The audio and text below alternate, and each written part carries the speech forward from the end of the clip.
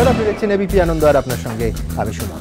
ঘণ্টাখানেকের এই সফরে স্বাগত, কিন্তু কোনো সন্দেহ নেই যে আজকে ঘণ্টাখানেকের এই সফর দীর্ঘায়িত হবে। আমি জানি অনেক রাজনীতিবিদ কাল বিনিদ্র রজনী যাপন করেছেন, আমাদের টেলিফোন করে সে কথা বলেওছেন, অনেক দর্শকের কৌতূহল আছে, কিন্তু সুদীপ্ত সেনের এই মুহূর্তের বক্তব্য আজকে আপনাদের সামনে হাজির করব না। তার কারণ আজকে গোটা দেশ সুপ্রিম কোর্টের প্রেক্ষিতে তো বটেই, এবং আমাদের এই রাজ্যের প্রেক্ষিতে, শাসক দলের প্রেক্ষিতে একটা নয়, পাঁচটা এমন ঘটনা ঘটেছে যা নিঃসন্দেহে গুরুত্বপূর্ণ। আর ঘটনাচক্রে এই 5টা ঘটনার একটাও এ রাজ্যের শাসক দল কিংবা সরকারের পক্ষে যায়নি। আসুন এই অনুষ্ঠানের শুরুতেই দেখি সেই 5 ধাক্কা। কলকাতা থেকে দিল্লি একদিনে 5 ধাক্কা তৃণমূলের। সারদাকাণ্ডে সুপ্রিম কোর্টে জোর ধাক্কা খেল রাজ্য সরকার। সিবিআই তদন্তের নজরদারি চেয়ে রাজ্য সরকারের দায়ের করা মামলা খারিজ করে দিল সর্বোচ্চ আদালত। থোপে টিকল না সংবাদ মাধ্যম নিয়ন্ত্রণের আর্জিও। একই সঙ্গে খারিজ হয়ে গেল তৃণমূলের দায়ের করা পৃথক মামলাও, যাতে দাবি করা হয়েছিল কেন্দ্রীয় সরকার এবং বিজেপি নেতাদের কথায় কাজ করছে সিবিআই। এখানেই শেষ নয়, তৃণমূলের আন্দোলনে তদন্ত বাধা পেলে সিবিআই এর আদালতে যাওয়ার পথও খোলা রাখল সুপ্রিম কোর্ট। সারদা মামলায় শর্ত সাপেক্ষে জামিন পাওয়ার পরদিনই তৃণমূল ছাড়লেন সৃঞ্জয় বসু। জানিয়ে দিলেন ইস্তফা দিচ্ছেন রাজ্যসভার সাংসদ পদ থেকেও। গ্রেপ্তার হওয়ার আগে যে সৃঞ্জয় তৃণমূলের মুখপাত্র জাগো বাংলার সম্পাদক ছিলেন, জামিনের পর তিনি দলের প্রাথমিক সদস্যপদটুকুও রাখতে চাইলেন না, যা দেখে বিরোধীদের অনেকেই বলছেন আসলে তৃণমূলের সঙ্গে কোনো রকম সংস্রবই রাখতে চাইছেন না সৃঞ্জয় বসু। তৃণমূলে ভাঙন অব্যাহত রেখে বিজেপিতে গেলেন অভিনেতা লকেট চট্টোপাধ্যায়। সেই লকেট দলে যোগ দেওয়ার পর যাকে নিয়ে মহাকরণের ক্যান্টিনে সপার্ষদ মধ্যাহ্নভোজ সেরেছিলেন মমতা বন্দ্যোপাধ্যায়, এমনকি তাকে রাজ্য মহিলা কমিশনের সদস্যও করেছিলেন। সেই লকেটই এবার বিজেপিতে। সারদাকাণ্ডে ও যাদবপুর প্রসঙ্গে দলের লাইনের কার্যত উল্টো পথে হেঁটে অস্বস্তি বাড়িয়েছিলেন তৃণমূল সাংসদ সুগত বসু। বৃহস্পতিবার বিস্ফোরক সুগত ফের একবার বিড়ম্বনা বাড়ালেন দলের। আমার মতো ব্যক্তি যদি ছেড়ে দিয়ে চলে যাই তাহলে কি ভালো হবে? তাহলে কি আমরা পুরোপুরি যারা দুর্বৃত্ত, যারা দুর্নীতিপরায়ণ, তাদের হাতে আমাদের রাজনীতিটা ছেড়ে দেব? খোদ মুখ্যমন্ত্রী গিয়ে দিয়ে এসেছিলেন চাকরির প্রস্তাব, কিন্তু তার 24 ঘন্টা কাটতে না কাটতেই শালকিয়ার প্রতিবাদের পরিবার জানিয়ে দিল আগে গ্রেফতার করা হোক দোষীদের, তারপর যোগ দেবেন চাকরিতে। প্রতিবাদের মৃত্যুতে গোষ্ঠীদ্বন্দ্বের তত্ত্ব খাড়া করার চেষ্টা করেছিলেন মুখ্যমন্ত্রী। বিরোধীদের দাবি মুখ্যমন্ত্রীর এহেন আচরণই আরও বাড়িয়েছে প্রতিবাদীর পরিবারের ক্ষোভ। এবিপি আনন্দ। সুপ্রিম কোর্টে দুটো মামলা হয়েছিল। একটি মামলার আইনজীবী ছিলেন স্বয়ং কপিল সিব্বাল, যেটি হয়েছিল রাজ্য সরকারের পক্ষে, এবং দ্বিতীয় মামলাটি মহুয়া মৈত্র করেন তৃণমূল কংগ্রেস দলের পক্ষে। আজ দুটি মামলাই খারিজ করে দিলেন মাননীয় বিচারপতিরা। দেখুন, সারদা নিয়ে সুপ্রিম কোর্টে ফের মুখ পড়ল রাজ্য সরকার ও তৃণমূল কংগ্রেসের। শুনানির প্রথম দিনেই রাজ্যের তরফে দায়ের সিবিআই তদন্তের ওপর আদালতের নজরদারি চেয়ে মামলা খারিজ করে দিল বিচারপতি টি.এস. ঠাকুর এবং বিচারপতি সি. নাগাপ্পানের বেঞ্চ। কপিল সিব্বলেও শেষ রক্ষা হল না। রাজ্য সরকার এবং তৃণমূলের তরফে আলাদাভাবে সুপ্রিম কোর্টে মামলা করা হলেও তার সারবত্তা ছিল একই। প্রথম আর্জি সারদাকাণ্ডে সিবিআই তদন্তের নজরদারি চালাক সুপ্রিম কোর্ট। দ্বিতীয় আর্জি সিবিআই তদন্ত সংক্রান্ত খবর সম্প্রচারে সংবাদ মাধ্যমের ওপর নিয়ন্ত্রণ আরোপ। সিবিআই যে তদন্ত করছে সেই তদন্তের ক্ষেত্রে কোনো খামতি আছে এমন অভিযোগ কেউ করেনি, অতএব মনিটরিংয়ের প্রয়োজন নেই। সংবাদপত্রে কি বেরোচ্ছে এটা সংবাদপত্রের কাজ, সংবাদপত্রকে নিয়ন্ত্রণ করার অধিকার আদালতের নেই, আদালত করবে না। এই দুটো আবেদনই খারিজ করে দেওয়া হয়েছে। বৃহস্পতিবার শুনানি শুরুতেই রাজ্য সরকারের আইনজীবী কপিল সিব্বল সওয়াল করতে গিয়ে বলেন সিবিআই তদন্ত সঠিক পথে এগোচ্ছে না।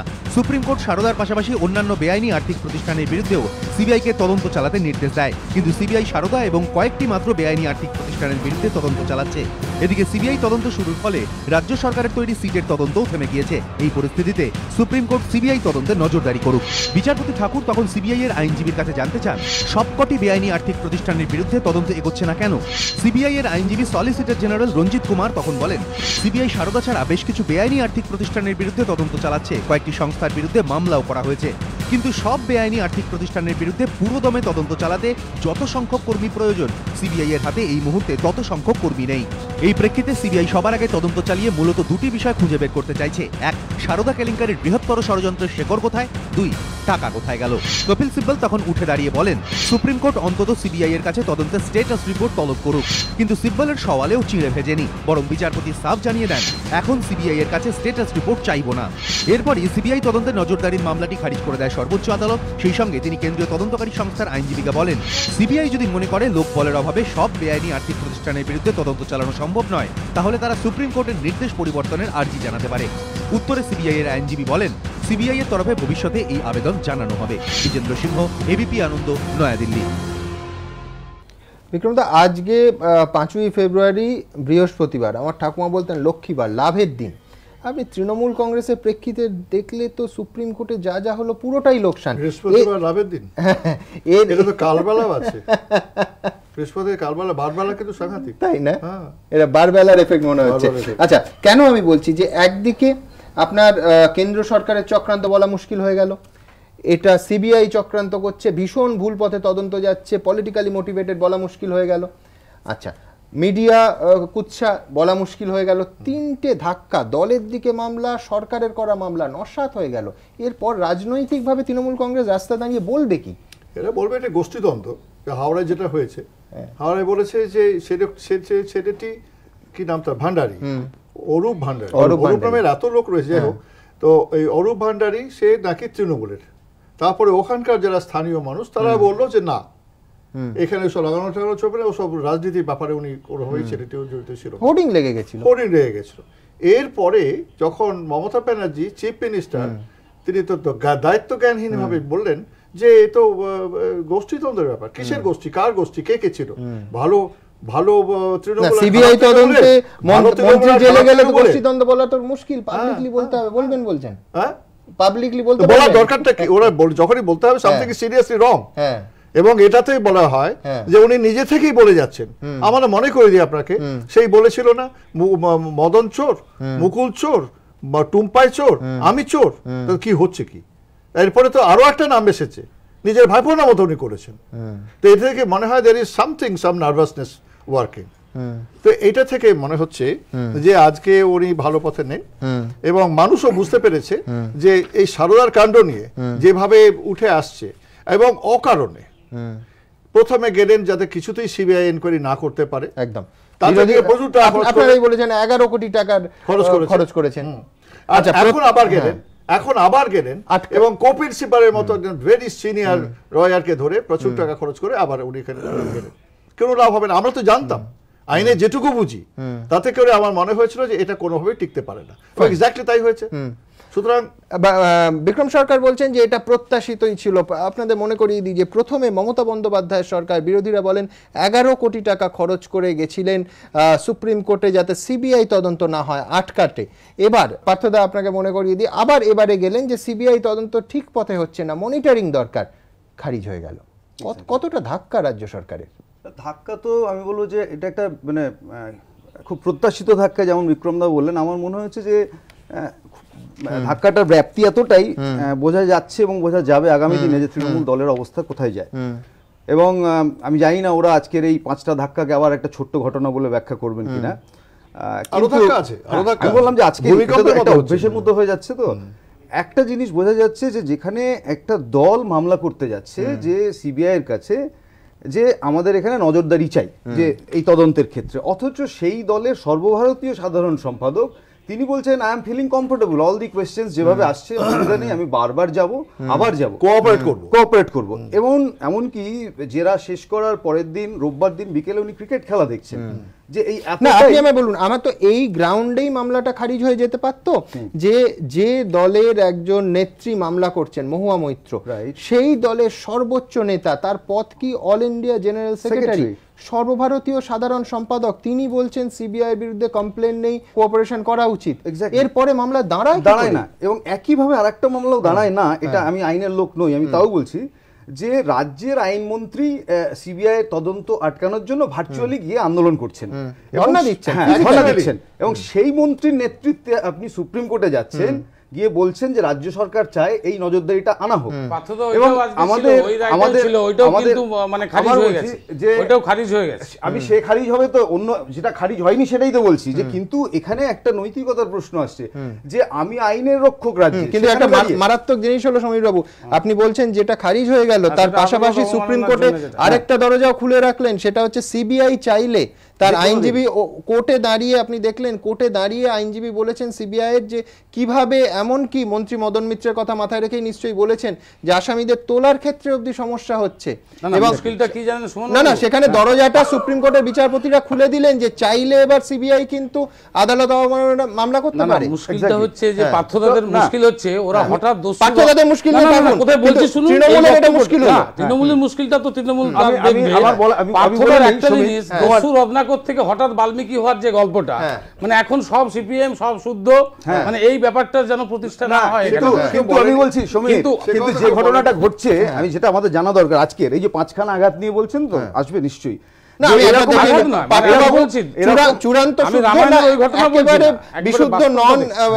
অশুদ্ধ, আমি সেদিকে যাচ্ছি না, আমি শুধু দেখাতে চাইছি যে আজকে আরেকটা দরজাও কিন্তু খুলে গেল, সেটা হচ্ছে সিবিআই চাইলে আবার সুপ্রিম কোর্টে কোনো ধর্ণা, কোনো আসামি তোলার ক্ষেত্রে অবরোধ, কোনো ফুল বৃষ্টি পুষ্পবৃষ্টি এইসবের ক্ষেত্রে আদালত অবমাননার মামলা করে সুপ্রিম কোর্টে যেতে পারেন এই বিচারপতিরা, সিবিআই যেতে পারে, সেই দরজা খুলে দিলেন। দেখুন, সারদা মামলার প্রথম শুনানিতেই সিবিআই তদন্তে বাধাদানকারীদের কার্যত সতর্ক বার্তা দিল সুপ্রিম কোর্ট। গত কয়েক মাসে বারবার সিবিআই তদন্তের বিরোধিতায় পথে নেমেছে শাসক দল। তদন্ত চলাকালীন সিবিআই দপ্তরের সামনে বিক্ষোভের নেতৃত্বে আবার কে? রাজ্যের মন্ত্রী। গ্রেফতারের পর মন্ত্রীকে আদালতে তুলতে গেলে আরো বড় বিক্ষোভ। আদালতের ভেতরে হই হট্টগোল, আদালতের বাইরে তাণ্ডব, পুলিশের গাড়িতে ভাঙচুর, নবান্ন থেকে সিবিআইকে আক্রমণ খোদ মুখ্যমন্ত্রীর, রাস্তায় নেমে বিষোদ্গার। সারদা কেলেঙ্কারির সিবিআই তদন্ত ঘিরে এই ছবি দেখেছে রাজ্য। বিরোধীরা বারবার প্রশ্ন তুলেছে, সুপ্রিম কোর্টের নির্দেশে যখন তদন্ত করছে সিবিআই, তখন শাসক দল ও মুখ্যমন্ত্রীর এই ধরনের আচরণ কি আদালত অবমাননা নয়? এই প্রেক্ষাপটে আদালত অবমাননার মামলা দায়ের করা হয়েছিল। সেই মামলা খারিজ করে দিলেও সুপ্রিম কোর্ট স্পষ্ট জানিয়ে দিল, যদি সিবিআই মনে করে তাদের তদন্তের পথে বাধা দেওয়া হচ্ছে, তাহলে তারা আদালতে যেতে পারে। আইনজীবী মহলের একাংশের ব্যাখ্যা, আদালতের এই নির্দেশের জেরে প্রথম শুনানিতেই বিক্ষোভের অস্ত্র ভোঁতা হয়ে গেল। অনেকে রসিকতা করে বলছেন, এ যেন বিয়ের রাতেই বেড়াল মারা। সুপ্রিম কোর্টের এদিনের নির্দেশ সিবিআই এর হাতে আত্মরক্ষার হাতিয়ার তুলে দিল বলে মনে করছেন আইনজ্ঞদের একাংশ।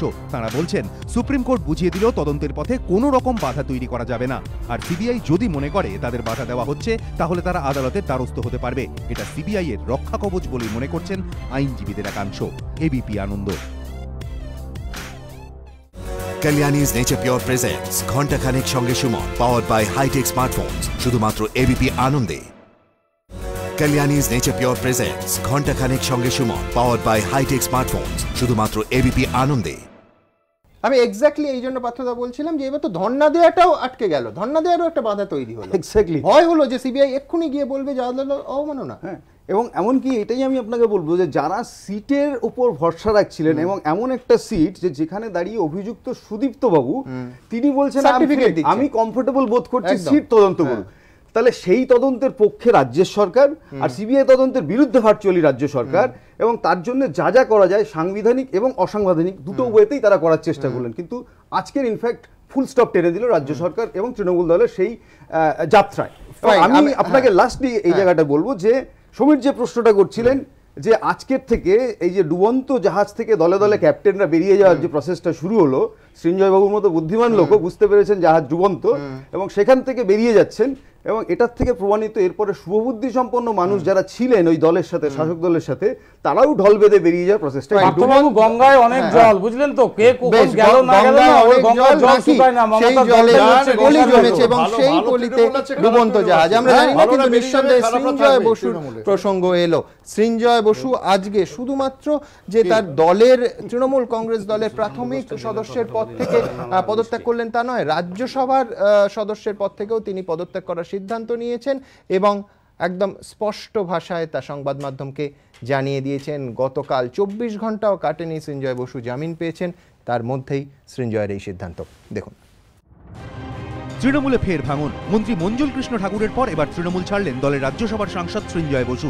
রাজ্যসভার সদস্য পদও অবিলম্বে ছেড়ে দেওয়ার সিদ্ধান্ত নিয়েছেন বলে প্রেস বিবৃতিতে জানিয়েছেন তিনি। গত বছর 21শে নভেম্বর সারদা কাণ্ডে সৃঞ্জয় বসুকে গ্রেফতার করে সিবিআই। গ্রেফতারের 75 দিন পর বুধবারই শর্ত সাপেক্ষে তিনি জামিন পান। এরপর 24 ঘন্টা কাটতে না কাটতেই তৃণমূল ছাড়লেন সৃঞ্জয় বসু, যা তৃণমূলের কাছে ধাক্কা বলেই মত রাজনৈতিক পর্যবেক্ষকদের একাংশের। কারণ তৃণমূল ক্ষমতায় আসার পরে মমতা বন্দ্যোপাধ্যায় সৃঞ্জয়কে রাজ্যসভায় পাঠিয়েছিলেন। পরে তৃণমূলের মুখপত্র জাগো বাংলার সম্পাদকের দায়িত্বও দেন। গ্রেফতার হওয়ার দিন পর্যন্ত তিনি সেই দায়িত্বে ছিলেন। সৃঞ্জয়ের দল ছাড়া নিয়ে চাপ তত্ত্ব খাড়া করেছে তৃণমূল। টুম্পাই যথেষ্ট অসুস্থ ছিল, নানা ধরনের চাপ থাকে। এখন এটা নিয়ে আর বলে কি আছে, কার আছে সে তো তারাই বুঝবে। কিন্তু কার চাপ তা অবশ্য খোলসা করেননি তৃণমূল মহাসচিব। কিন্তু যেভাবে সৃঞ্জয় বসু রাজ্যসভার সদস্যপদ ছাড়ার সিদ্ধান্তের পাশাপাশি তৃণমূলের প্রাথমিক সদস্যপদ থেকেও ইস্তফা দিলেন, তা থেকে এটাই স্পষ্ট হলো তাঁর কতটা ক্ষোভ বা বিতৃষ্ণা জন্মেছিল। দাবি বিরোধীদের। এবিপি আনন্দ। ওম প্রকাশ, সৃঞ্জয় এই গত ডিসেম্বর পর্যন্ত জাগো বাংলার সম্পাদকও ছিলেন। প্রাথমিক সদস্যপদ, রাজ্যসভার সদস্য পদ থেকেও ইস্তফা দেওয়ার সিদ্ধান্ত জানিয়ে দিলেন কেন? টেম্পোরারি কংগ্রেস। সৃঞ্জয় বসু কোন দিন রাজনীতি করেছে? ঠিক। মমতা বন্দ্যোপাধ্যায় বলেছেন যে তৃণমূল স্তরের কংগ্রেস কর্মীদেরকে নিয়ে তৃণমূল কংগ্রেস, সম্পূর্ণটাই মিথ্যে। এবং রাজ্যসভায় যাদেরকে উনি মনোনীত করেছেন প্রত্যেকের নাম নিয়ে আলোচনা করতে চাই না, আমি করিও না, আপনি জানেন। প্রত্যেকের সঙ্গেই অর্থনৈতিক কেলেঙ্কারির প্রশ্ন প্রসঙ্গ প্রায় সবার সঙ্গে যুক্ত, জড়িত হয়ে গেছে।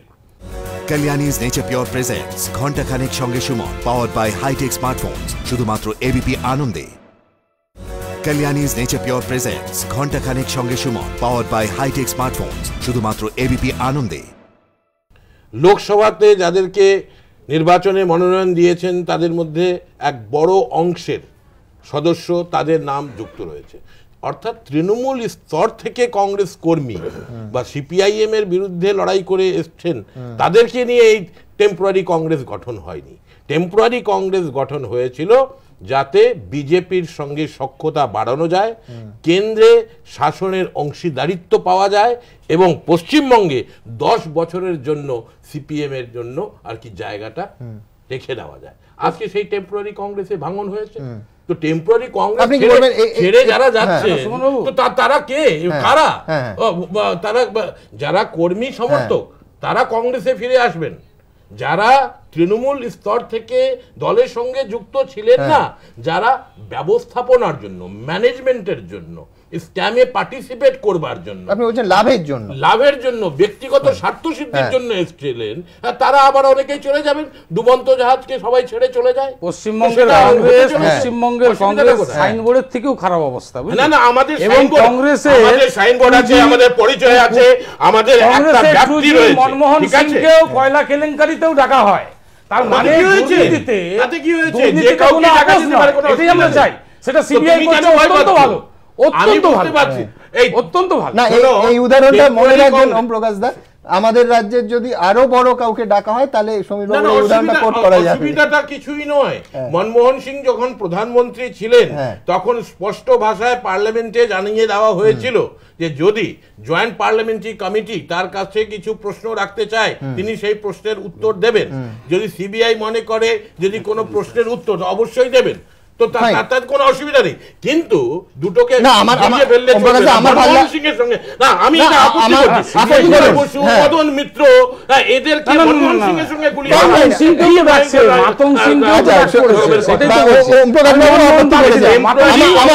এইগুলি চলবে না। আমার ইন্টারেস্টিং পয়েন্ট এখন এইদিকে আবার একটু মেওয়া পাওয়া যাবে, ওই দিকে যাওয়াটাতে অস্বাভাবিকতা কিছু নেই, তাতে কিছুই পশ্চিমবঙ্গের আমি একবারে ঠিক সার্থার নাসির কথাটাই মনে হয় এবার আলোচনার বিষয় হবে। আচ্ছা, না না সমীর বাবু, আমার খুব ইন্টারেস্টিং লাগলো যে সিবিআই মনমোহন সিংকে জেরা করলে সেটা মনমোহন সিং এর গোপনে জেরা করলে, তার বাড়িতে গিয়ে জেরা করলে সেটা হচ্ছে যে মনমোহন সিং এর ব্যর্থতা বা মনমোহন সিং এর দুর্নীতি, না না না না আমি বলতে দিন না, দুর্নীতির একটা প্রমাণ হিসেবে আপনি খাড়া করছেন।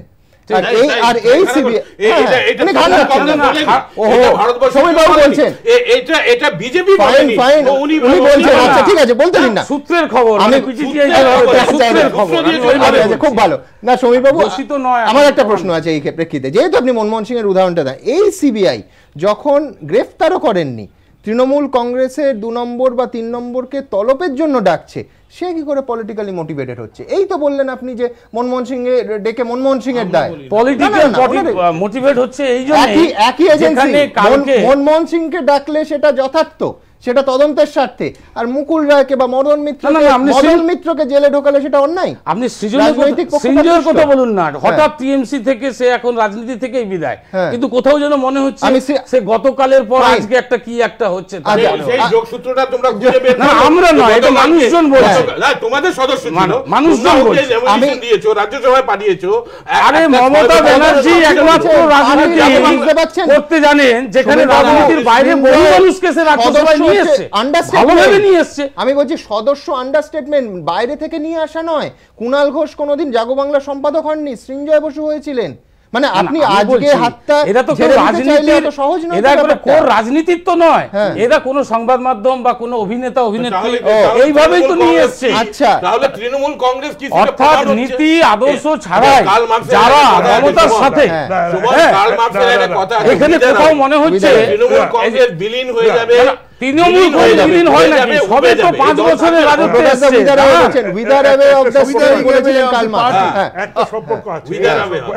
একটা সম্পর্ক আছে মমতা, ও যেটা বলছে রাজনীতির বাইরে থেকে মমতা নিয়ে এসছে, ঠিকই খেলার জগৎ, অভিনয়ের জগৎ, এইসব লোককে নিয়ে এসছেন।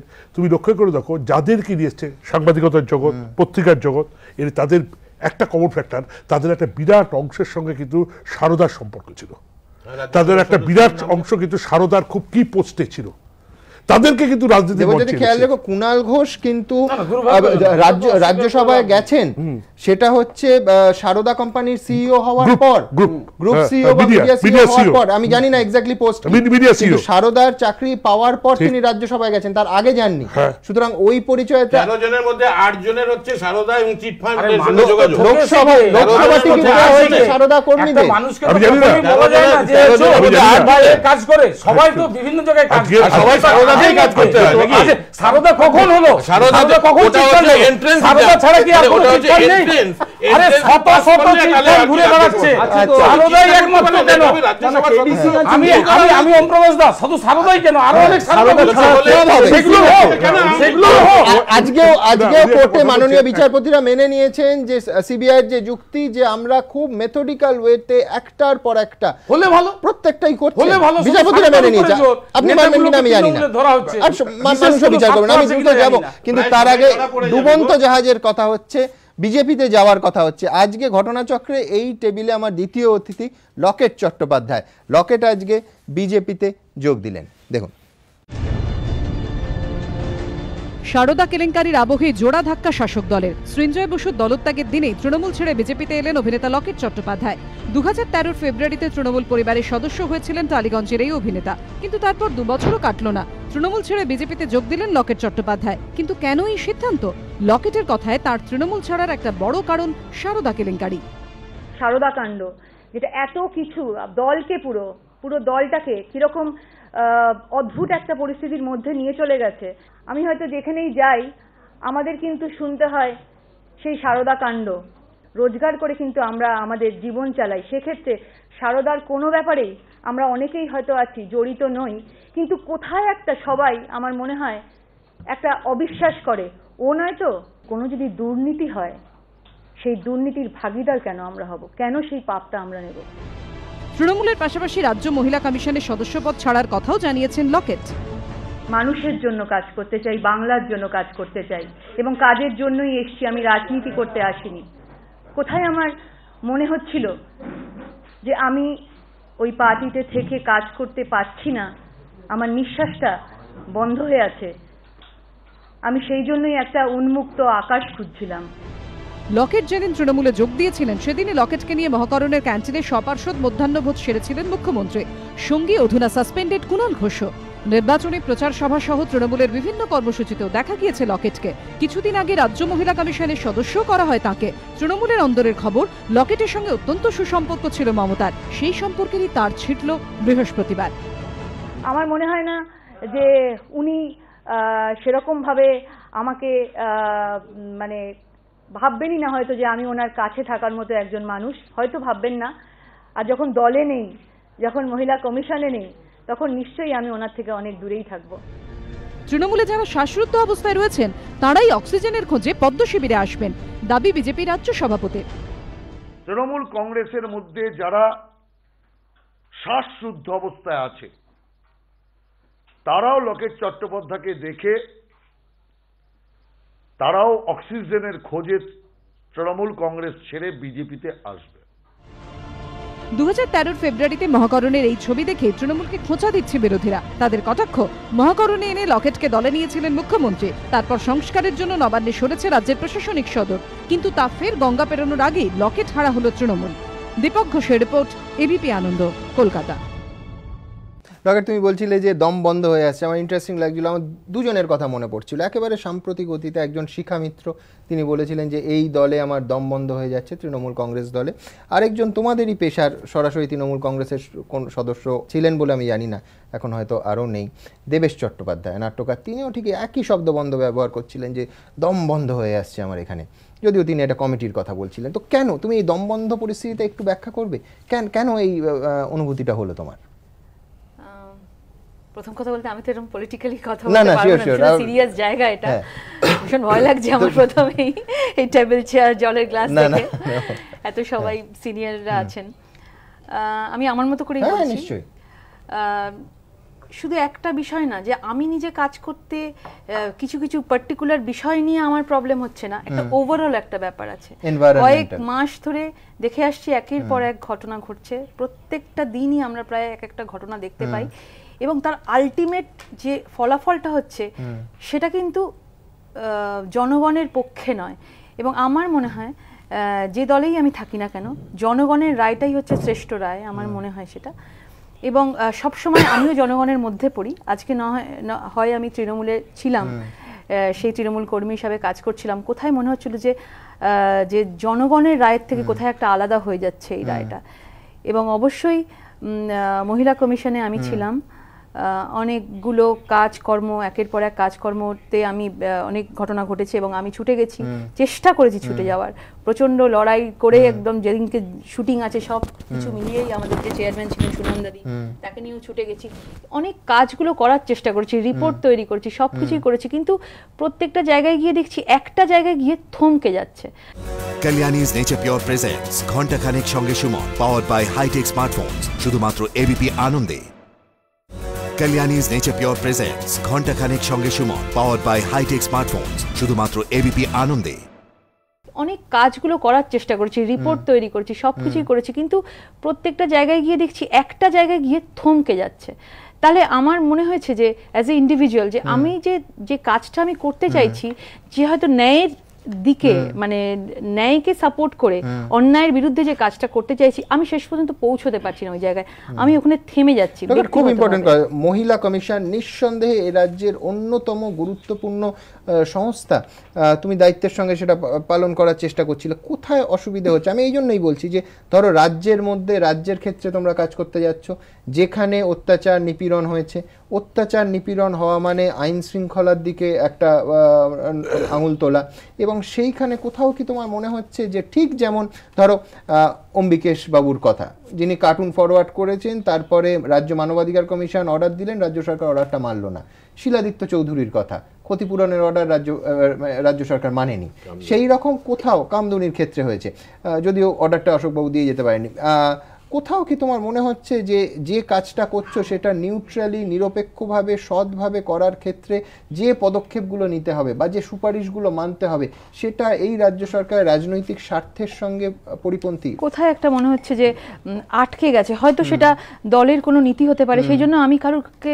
কোনো ব্যক্তিগতভাবে কারুর কে আমি আলাদা করে দোষারোপ করব না, হয়তো দলের কোনো নীতি ছিল, সেটাই হয়তো দলের নীতি। আজকে আমাকে বলা হয় যদি যে এটা আর এটা নিয়ে আমি যেন আর মাথা না ঘামাই বলছি, মানে এটা নিয়ে আর এগিয়েও না, মানে এগিয়েও না, বা এটা নিয়ে আমি হয়তো, কিন্তু আমি হয়তো একটা মহিলা কমিশনে বা যে কোনো জায়গায়, আজকে আমি সবাই জানে আমি তৃণমূল কংগ্রেসের একজন কর্মী ছিলাম, সবাই জানে, সে অফিসিয়াল হোক আনঅফিসিয়াল হোক। এখন কেউ যদি বলে যে উনি কখনো কর্মী ছিলেন না বা সেরকম ভাবে যুক্ত নেই, সেটা পরের কথা, সেটা দর্শক দেখেছে, জনগণ দেখেছে। কিন্তু আমি গেলেই তো সবাই বলতে, এটা দিদি এটা কি করলেন আপনারা, ওটা কি করলেন। কারণ আমি যে শুধু মহিলা কমিশন থেকে যেতাম সেটা নয়, আমি অনেক জায়গায় শো করতে গেছি, আমাদের ছবির জায়গা থেকে অনেক জায়গায় যেতে হয়, সেখানে গিয়ে অনেক কিছু শুনতে হয়।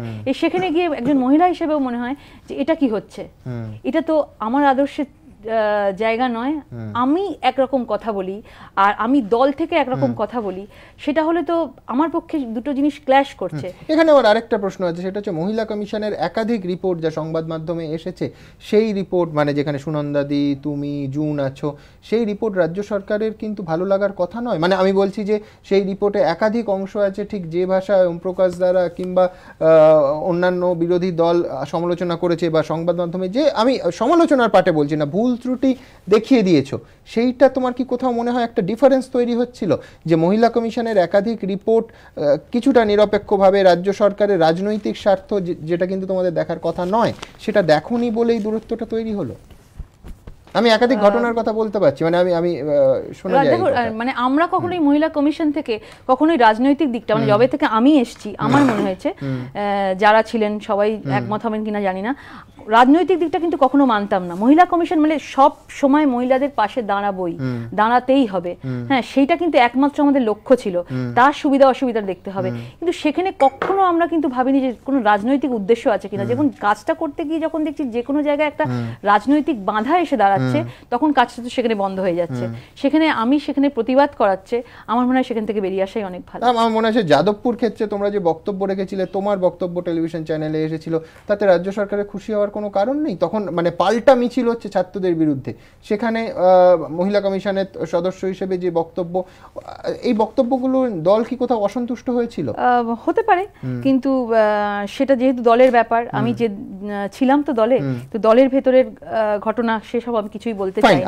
আমি এইখানে আমার পরের প্রশ্ন থাকবে, সেটা হচ্ছে মমতা বন্দ্যোপাধ্যায় এবং তার সরকার দাবি করেন যে টালিগঞ্জ ইন্ডাস্ট্রির উন্নতির জন্য, টেলিভিশন ইন্ডাস্ট্রি, জিইসি চ্যানেলগুলো তার ভেতরে পড়ছে, যে অনেক কিছু করা হয়েছে। আমি সেদিনই দেখছিলাম 107টা পুরস্কার, আমি জানি না পৃথিবীর কোন দেশে দেয়া হয় লক্ষাধিক টাকার পুরস্কার, 107টা।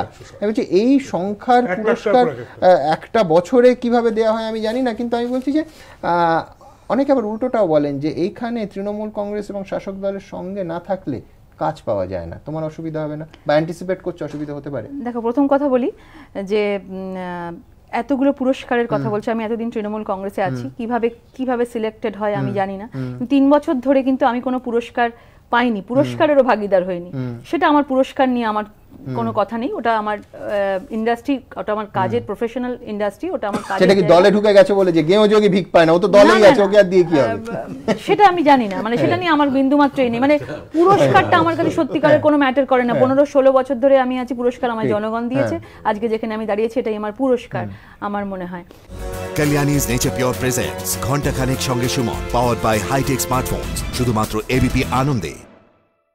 Kalyani's Nature Pure presents ঘন্টা খানেক সঙ্গে Suman, powered by high-tech smartphones, শুধুমাত্র ABP আনন্দে। আরেকটা হচ্ছে যে কাজ পাওয়ার ক্ষেত্রে সমস্যা, অনেকে বলছে যে ইন্ডাস্ট্রির দখল, রাজনৈতিক দখল শাসক দলের হাতে। সেটা আমি শুনেছি সুমন, কিন্তু আমি উল্টো দিকটাও একবার ভাবি যে যখন যদি যারা দলে থাকে তারাই কাজ পাচ্ছে, যারা দলে নেই তারা কাজ পাচ্ছে না। এবং আমি এটাও দেখেছি, আমি দলে এতদিন ধরে আছি, যারা দলের সঙ্গে খুব ঘনিষ্ঠ রয়েছে তাদের কাজ তো কই আমি করিনি। এটা আমি নিজেকে অনেক সময় বিশ্লেষণ করে দেখেছি যে আমি কিন্তু যে ধরনের কাজগুলো করে যাচ্ছি, পরের পর একটার পর একটা ছবি করে যাচ্ছি, এবং সেখানের সাথে কিন্তু দলের কোনো সম্পর্ক নেই। সেই জায়গা থেকে কিন্তু আমি নিউট্রালি কাজ করে গেছি। কেউ আমি তৃণমূল কংগ্রেসে আছি বলে যে আমাকে দলে মানে এই দলীয় পরিচয়টা এটা আমার মধ্যে নেই, কোনো রকম নেই। আপনার অভিনয় সত্তাকে সম্মান জানিয়ে জিজ্ঞেস করছি যে খবরটা হচ্ছে যে আপনি তৃণমূল দলের সঙ্গে সম্পর্ক ত্যাগ করেছেন, কিন্তু তার থেকে তো বড় খবর হচ্ছে যে বিজেপিতে জয়েন করেছেন। তো মুক্ত আকাশের জায়গা, একটা বদ্ধ সংকীর্ণ, একটা দমবন্ধ করা জায়গা এবং সাম্প্রদায়িক জায়গাতে প্রবেশ করেছেন, তো সেটা আর কি তো বড় নিউজ হয়েছে।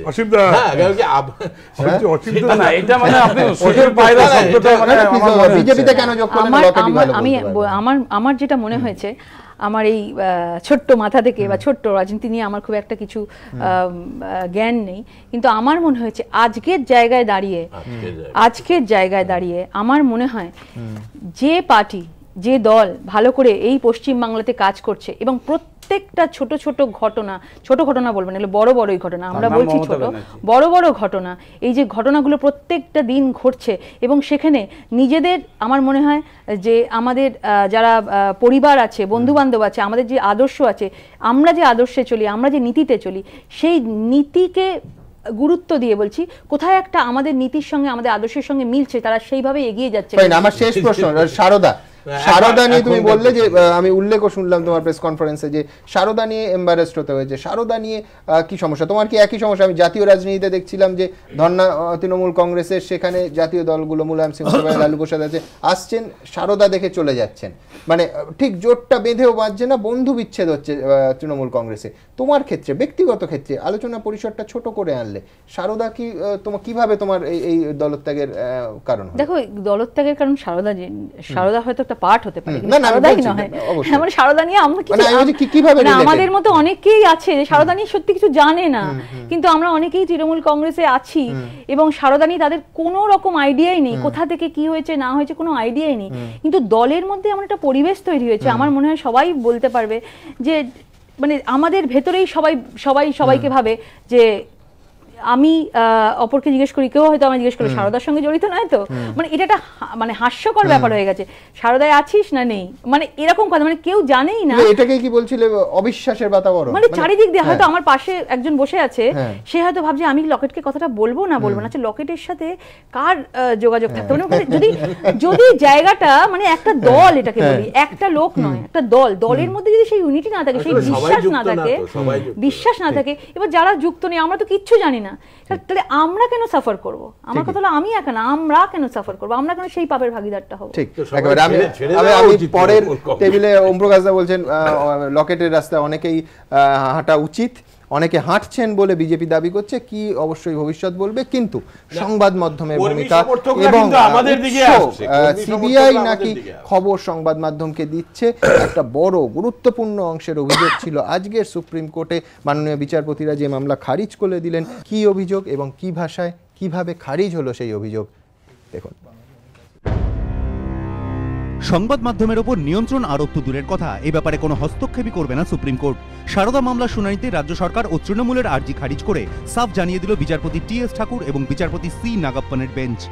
নামে সারদা মামলা হলেও 19 জানুয়ারি রাজ্য সরকার এবং তৃণমূল দুপক্ষই সুপ্রিম কোর্টে যে আর্জি পেশ করে তার অন্যতম বিষয়বস্তু ছিল সংবাদ মাধ্যমে সিবিআই তদন্ত সংক্রান্ত খবর সম্প্রচারের ক্ষেত্রে নিয়ন্ত্রণ আরোপ। বৃহস্পতিবার শুনানিতেও সেই বিষয়টি তোলেন রাজ্য সরকারের আইনজীবী কপিল সিব্বল এবং তৃণমূলের আইনজীবী বিবেক তানহা। তাঁরা বলেন, সিবিআই থেকে সংবাদ মাধ্যমে বহু খবর ফাঁস হয়ে যাচ্ছে, আগে সংবাদ মাধ্যমে খবর সম্প্রচারিত হচ্ছে, তারপর নেতারা হাতে সমন পাচ্ছেন, সংবাদ মাধ্যম কিভাবে আগে ভাগে সব জেনে যাচ্ছে। তৃণমূলের আইনজীবী সেই সঙ্গে বলেন, এভাবে পুরো ভোটের আগে তৃণমূলের ভাবমূর্তি নষ্ট করার চেষ্টা হচ্ছে। কিন্তু সেই সওয়াল শেষ হওয়ার আগেই বিচারপতি ঠাকুর তৃণমূলের আইনজীবীকে বলেন, তৃণমূল এই আর্জি জানাচ্ছে কেন? সারদা নিয়ে মূল মামলায় তৃণমূল পক্ষ ছিল না, ফলে এখন তৃণমূলের আর্জিতে গুরুত্ব দেওয়ার কোনো কারণই তো খুঁজে পাচ্ছি না। টিএমসি আবেদনের ক্ষেত্রে সুপ্রিম কোর্ট বলছেন যে আমরা আমাদের রায় দিয়ে দিয়েছি, তোমরা তাতে পার্টি ছিলে না, এখন আমরা তোমাদের আবেদন গ্রহণ করতেই পারি না। আমরা শুধু দেখব যারা পার্টি ছিলেন তাদের যদি নির্দিষ্ট কোনো অভিযোগ থাকে তদন্ত কেন্দ্রিক, তবেই আমরা দেখব, তার বাইরে দেখব না, অর্থাৎ তোমাদের আবেদন খারিজ। পরে অবশ্য তৃণমূলের আর্জিটি শুনতে রাজি হন বিচারপতিরা, কিন্তু সেই আর্জি এক মুহূর্তের জন্য ধোপে টেকেনি, বরং বিচারপতি ঠাকুর সাফ জানিয়ে দেন, সংবাদ মাধ্যমে কাজ করছে, এ ব্যাপারে কোনো হস্তক্ষেপ করব না। এরপর বিচারপতি সিবিআই এর আইনজীবীর কাছে জানতে চান, কে খবর লিক করছে, আপনারা কিছু বলেছেন? সিবিআই এর আইনজীবী সলিসিটর জেনারেল রঞ্জিত কুমার তখন বলেন, সংবাদ মাধ্যমের সঙ্গে কথা বলার এখতিয়ার সিবিআই অফিসারদের নেই, সিবিআই কখনো সাংবাদিক বৈঠকও করে না, সিবিআই এর তরফে যা বলার একমাত্র সদর দপ্তর থেকে বলা হয়। লিকেজ হয়ে যাচ্ছে, তাহলে রাজ্য সরকারের তো অনেক অফিসার দিয়েছে, তারাও তো সোর্স লিকেজ করে দিতে পারে। অর্থাৎ এটা কিভাবে, এ তো বলা যায় না, এটা আমরা কন্ট্রোল করতে পারবো না। এরপর রাজ্য বা তৃণমূলের তরফে আর তাদের আর্জির সপক্ষে বিশেষ কোনো যুক্তিগ্রাহ্য কারণ দেখাতে পারেননি আইনজীবীরা। ফলত সংবাদ মাধ্যমের ওপর নিয়ন্ত্রণ আরোপের আর্জিও খারিজ করে দেয় বিচারপতি টি এস ঠাকুর এবং বিচারপতি C নাগাপ্পানের bench. Vijender Singh, ABP Ananda, New Delhi. সমীরবাবু, সংবাদ মাধ্যম অকারণ অভিযোগের আঙুল উঠেছে। প্রথম কথা, সংবাদ মাধ্যমের সিবিআই কি খবর দেবে না দেবে তাদের বিষয়, এক এবং একমাত্র দায়িত্ব এবং কর্তব্য হচ্ছে যে ওই ক্যামেরার আড়ালে টেলিভিশন সেটের সামনে যে মানুষগুলো বসে আছেন কিংবা মোবাইল ফোনে যারা এবিপি আনন্দ চ্যানেল দেখছেন তাদের কাছে আমি বলছি যে পেশাগতভাবে আমি বেতন পাই, আমার একমাত্র দায়িত্ব হচ্ছে যে খবর বের করা, খবর মানুষের সামনে তুলে ধরা। আমি বলছি সিবিআইয়ের খবর পাওয়াই কিন্তু আমাদের একমাত্র দায়িত্ব, কাজ, পেশা। যাদের প্যাশন সেটা তো বাড়তি, কিন্তু আমি বলছি যে সংবাদ মাধ্যমের কাজ সংবাদ তুলে ধরা, সিবিআইয়ের খবর তুলে ধরা। এখানে তৃণমূল কংগ্রেসের আপত্তি থাকবে কেন? এই জন্য কিসের বেসিসে? না না, যেটা বলছেন ভালো, সারদা কাণ্ডটাকে যদি লঙ্কা কাণ্ড করে রাজ্যের উন্নয়নটাকে বন্ধ করার, সেটাও তো মানে আমি বলছি উন্নয়নটাও দেখানো হতো। আপনি আমায় বলুন, একটাই কাণ্ড বোফোর্সের সময় রাজীব গান্ধী না বলেননি, আমি বলছি রাজীব গান্ধী আমাদের সৌভাগ্য বলেননি, কিন্তু যদি রাজীব গান্ধী বলতেন যে দয়া করে বোফোর্সের দুর্নীতির ইস্যুটা দিয়ে দেশের উন্নয়ন বন্ধ করবেন না, মানে কি? আমি বলছি একটা দুর্নীতি, এইটুকু একটা রাজ্যে এই হাজার হাজার কোটি টাকা দুর্নীতি হয়েছে, তাতে উন্নয়ন বন্ধের সঙ্গে কি দুটো সম্পর্ক সমীরবাবু আমায় বুঝিয়ে দিন। একটা হচ্ছে দুর্নীতির কথা বলার সঙ্গে উন্নয়ন বন্ধ হওয়ার কি সম্পর্ক, 1 নম্বর। 2 নম্বর আরেকটা আমায় প্লিজ বুঝিয়ে দিন যে সেটা হচ্ছে যে উপনির্বাচনের ফল। তৃণমূল কংগ্রেসের নেতারা বলছেন ফলে দেখবেন যে সারদা নিয়ে সমস্ত জবাব পেয়ে যাবেন। কেন? সারদা একটা দুর্নীতি, উপনির্বাচনের ফল একটা রাজনৈতিক লড়াই। সঙ্গে বোফোর্স, তথাকথিত বোফোর্স কেলেঙ্কারির কোনো যোগ ছিল না। দিল্লি হাইকোর্ট স্পষ্ট নির্দেশ দিয়েছে।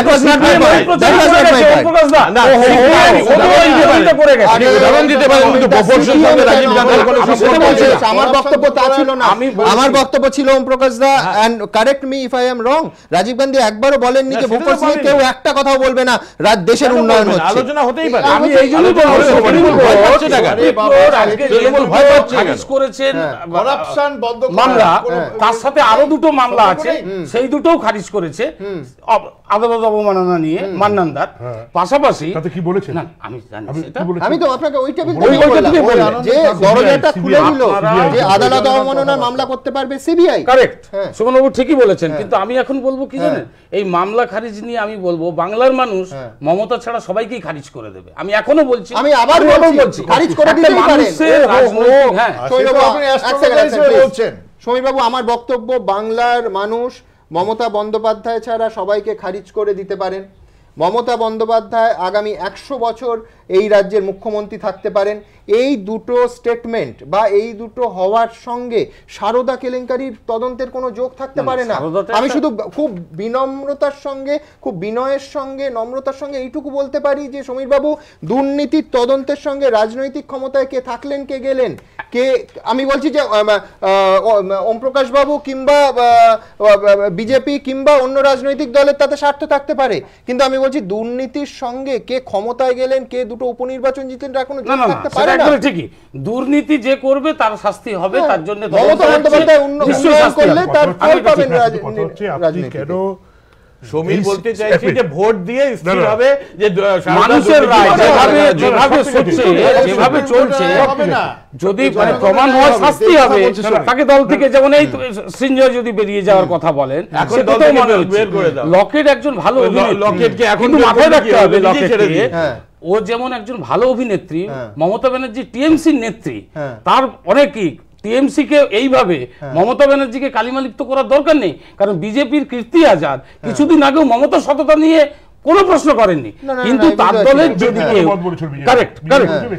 ব্যক্তিগত মত, এরকম ব্যক্তিগত মত অনেকেই দেখছে। না না, আমার বক্তব্য যে লকেটের দল ছাড়ার সঙ্গে মমতা বন্দ্যোপাধ্যায় কালিমালিপ্ত হওয়ার কি সম্পর্ক? না না, এই দেখো, এই যে বলছেন শ্বাসরুদ্ধ, আমার মনে হচ্ছে যে দিল্লি থেকে বেশ কিছু অক্সিজেনের সিলিন্ডার না পশ্চিমবঙ্গে চলে এসেছে, যে কারণে শ্বাসরুদ্ধ যাদেরই হচ্ছে ওই সিলিন্ডারটা লাগিয়ে দেওয়া হচ্ছে। মানে আপনি বলছেন আমি জানি না রাহুল বাবুর সঙ্গে আছে অনেকে, রাহুল বাবুর কথা বলুন, তথাগত বাবু বলে গেছেন এখানে আপনার চ্যানেলে এবিপিতে যে মমতা ব্যানার্জি সিপিএম এর মেধাবী ছাত্রী, আমি তো বলবো রাহুল বাবু এখন মেধাবী ছাত্র।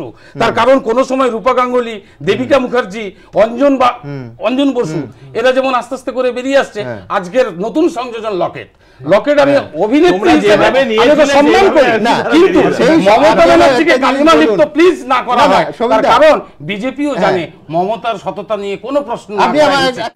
Kalyani's Nature Pure presents ঘন্টা খানেক সঙ্গে Suman, powered by High-Tech Smartphones, শুধুমাত্র এবিপি আনন্দে। Kalyani's Nature Pure presents ঘন্টা খানেক সঙ্গে Suman, powered by High-Tech Smartphones, শুধুমাত্র এবিপি আনন্দে। আপনি আমার একটা কথা বলুন, সেটা হচ্ছে এখনো মমতা বন্দ্যোপাধ্যায়ের সঙ্গে এই শিল্পী, ফিল্ম অ্যাক্ট্রেস, ফিল্ম অ্যাক্টর অনেক সংখ্যক আছে, তাদের সম্পর্কে আপনার ধারণা কি পাল্টে যাবে সেই দিন যদি তাদের কাউকে দেখেন যে বিজেপি রাজ্য বিজেপি অফিসে বসে সাংবাদিক সম্মেলন করছে? না, আমি মমতা ব্যানার্জি অনুরোধ করছি আপনার মাধ্যমে, আপনার চ্যানেলের মাধ্যমে, তাহলে রাজনীতি করা ছাড়া রাজনীতির লোককে একটু প্লিজ এবার কম আনার চেষ্টা করুন। কি করে এটা অনুরোধ রাখছি। এটা কোন সাল? এটা কোন সাল? এটা 2014 সালে লোকসভা নির্বাচনে মমতা বন্দ্যোপাধ্যায় সমস্ত রেকর্ড ভেঙে দিয়েছেন।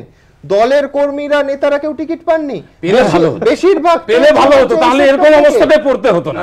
এই যত মানে আমি এবিপি আনন্দে বসে আমি বলছি, মানে আমি সবটাই মানে খারাপ তো বলবো, তুমি আমার ভালো লাগছে আপনাদের চ্যানেলে কিভাবে তৃণমূল কংগ্রেস দল তৈরি হয়েছে বুঝে নাও। সব থেকে বিক্রম একটা ভালো খবর দেই, দিল্লিতে মোদিজি প্রচার করতে গিয়ে মমতা ব্যানার্জিকে 3 বারের মুখ্যমন্ত্রী বলেছেন, শুধু 11 সাল নয় 16 এবং 21 সাল আসছে মমতা দি থাকছে। একটু ওয়েট করুন, মোদিজির মুখ থেকে বের হচ্ছে, ভুল করছে মোদিজি বলছেন কত ভালো নেতৃত্ব, সেই করাপশনটা দূর করতে হবে কি হবে না তার উত্তর দিন।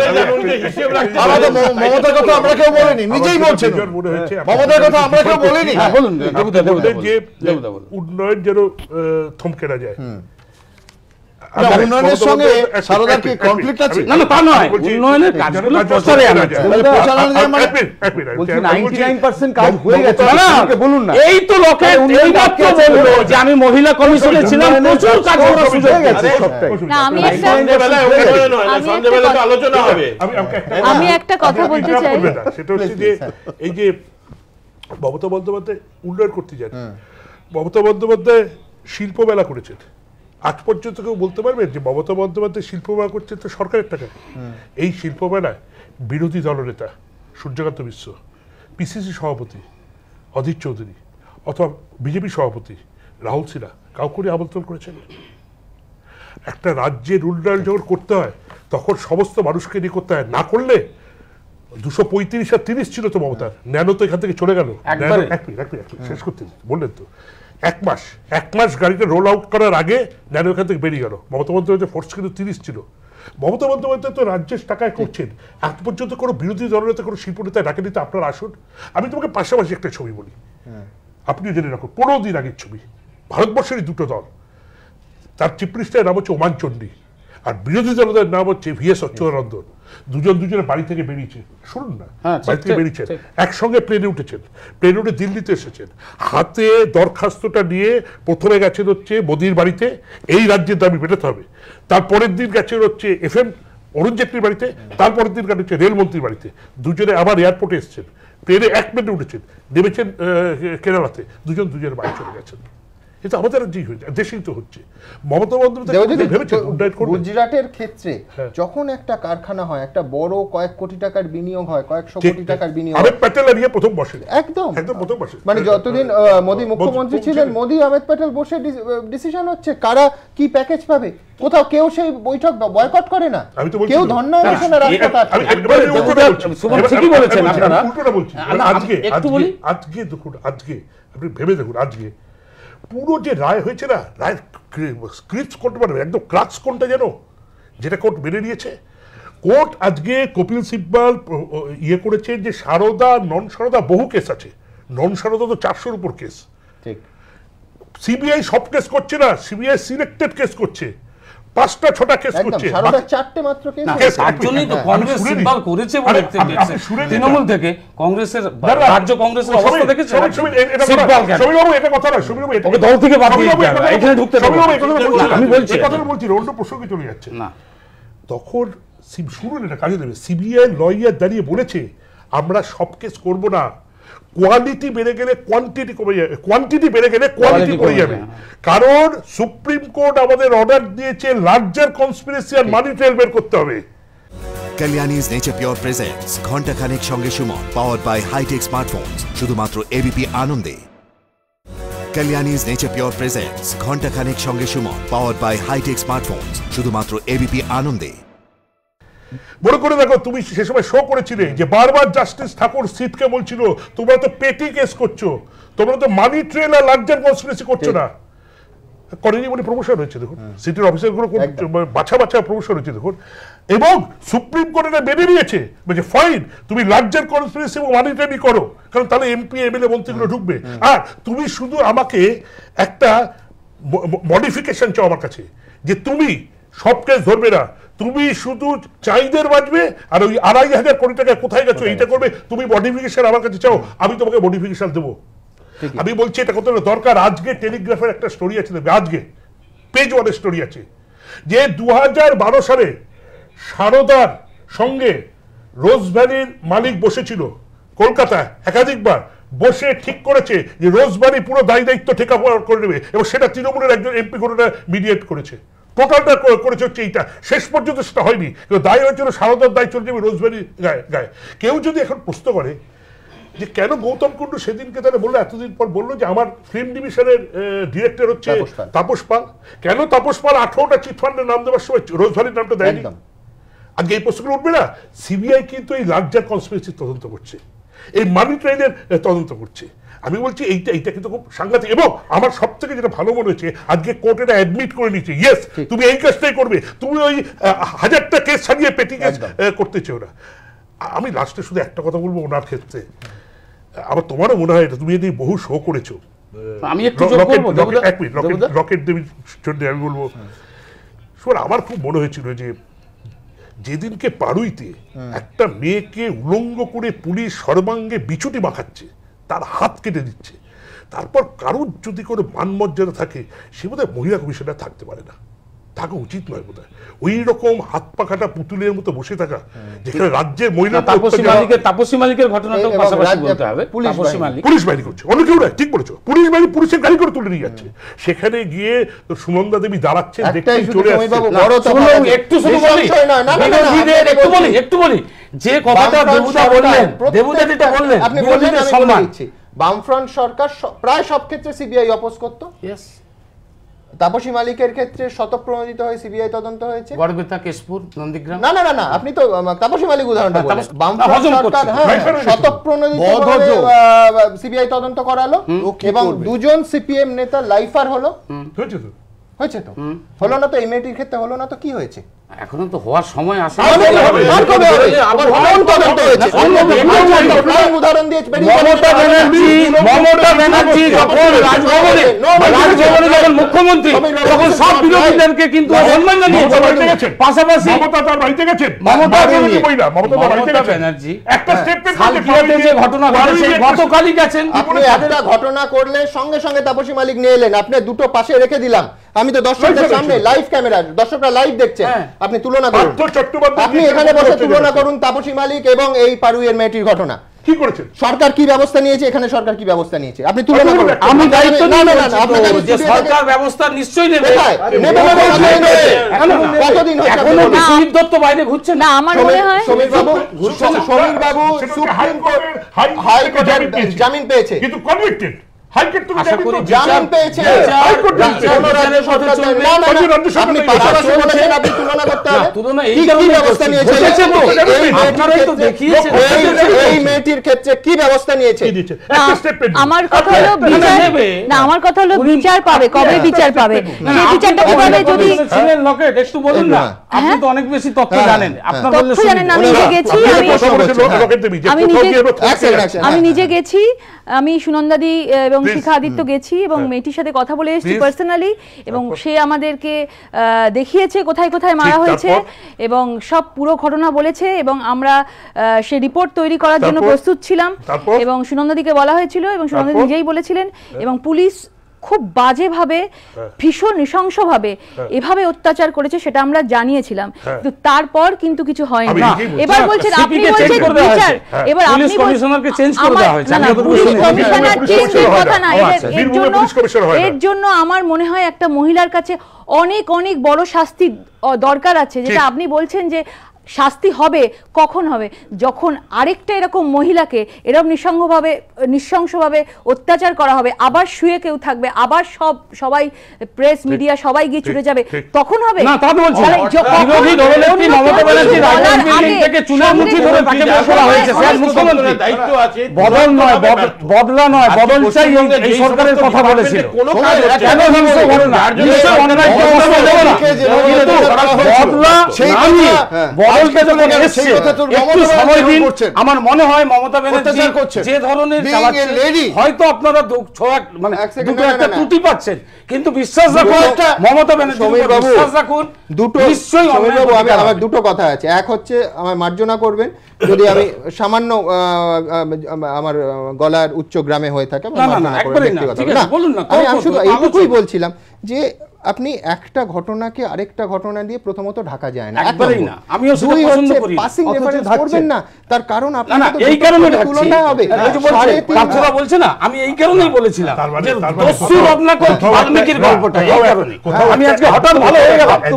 উচ্চারণ করছেন না, কোথাও আমি অ্যাডমিট করে নিচ্ছি আমি অধম, আমার কোনো উত্তম উদাহরণ নেই। মানে তুমি যখন অধমত্ব নিয়ে বলবে, আমি অন্য সরকার অন্য রেজিমের 10টা অধমত্ব বলবো না, আমি উত্তমের দিকেই যাব, আমি অধম চাই না, ওই অধম বিসর্জন রাস্তা করে চলে গেছে। শুধু খেয়াল করে দেখুন তাপসী মালিকের সময় এই এবিপি আনন্দ বা অন্যান্য সংবাদ মাধ্যম কিভাবে সমালোচনা করেছে, কোন রকম আলাদা ছিল?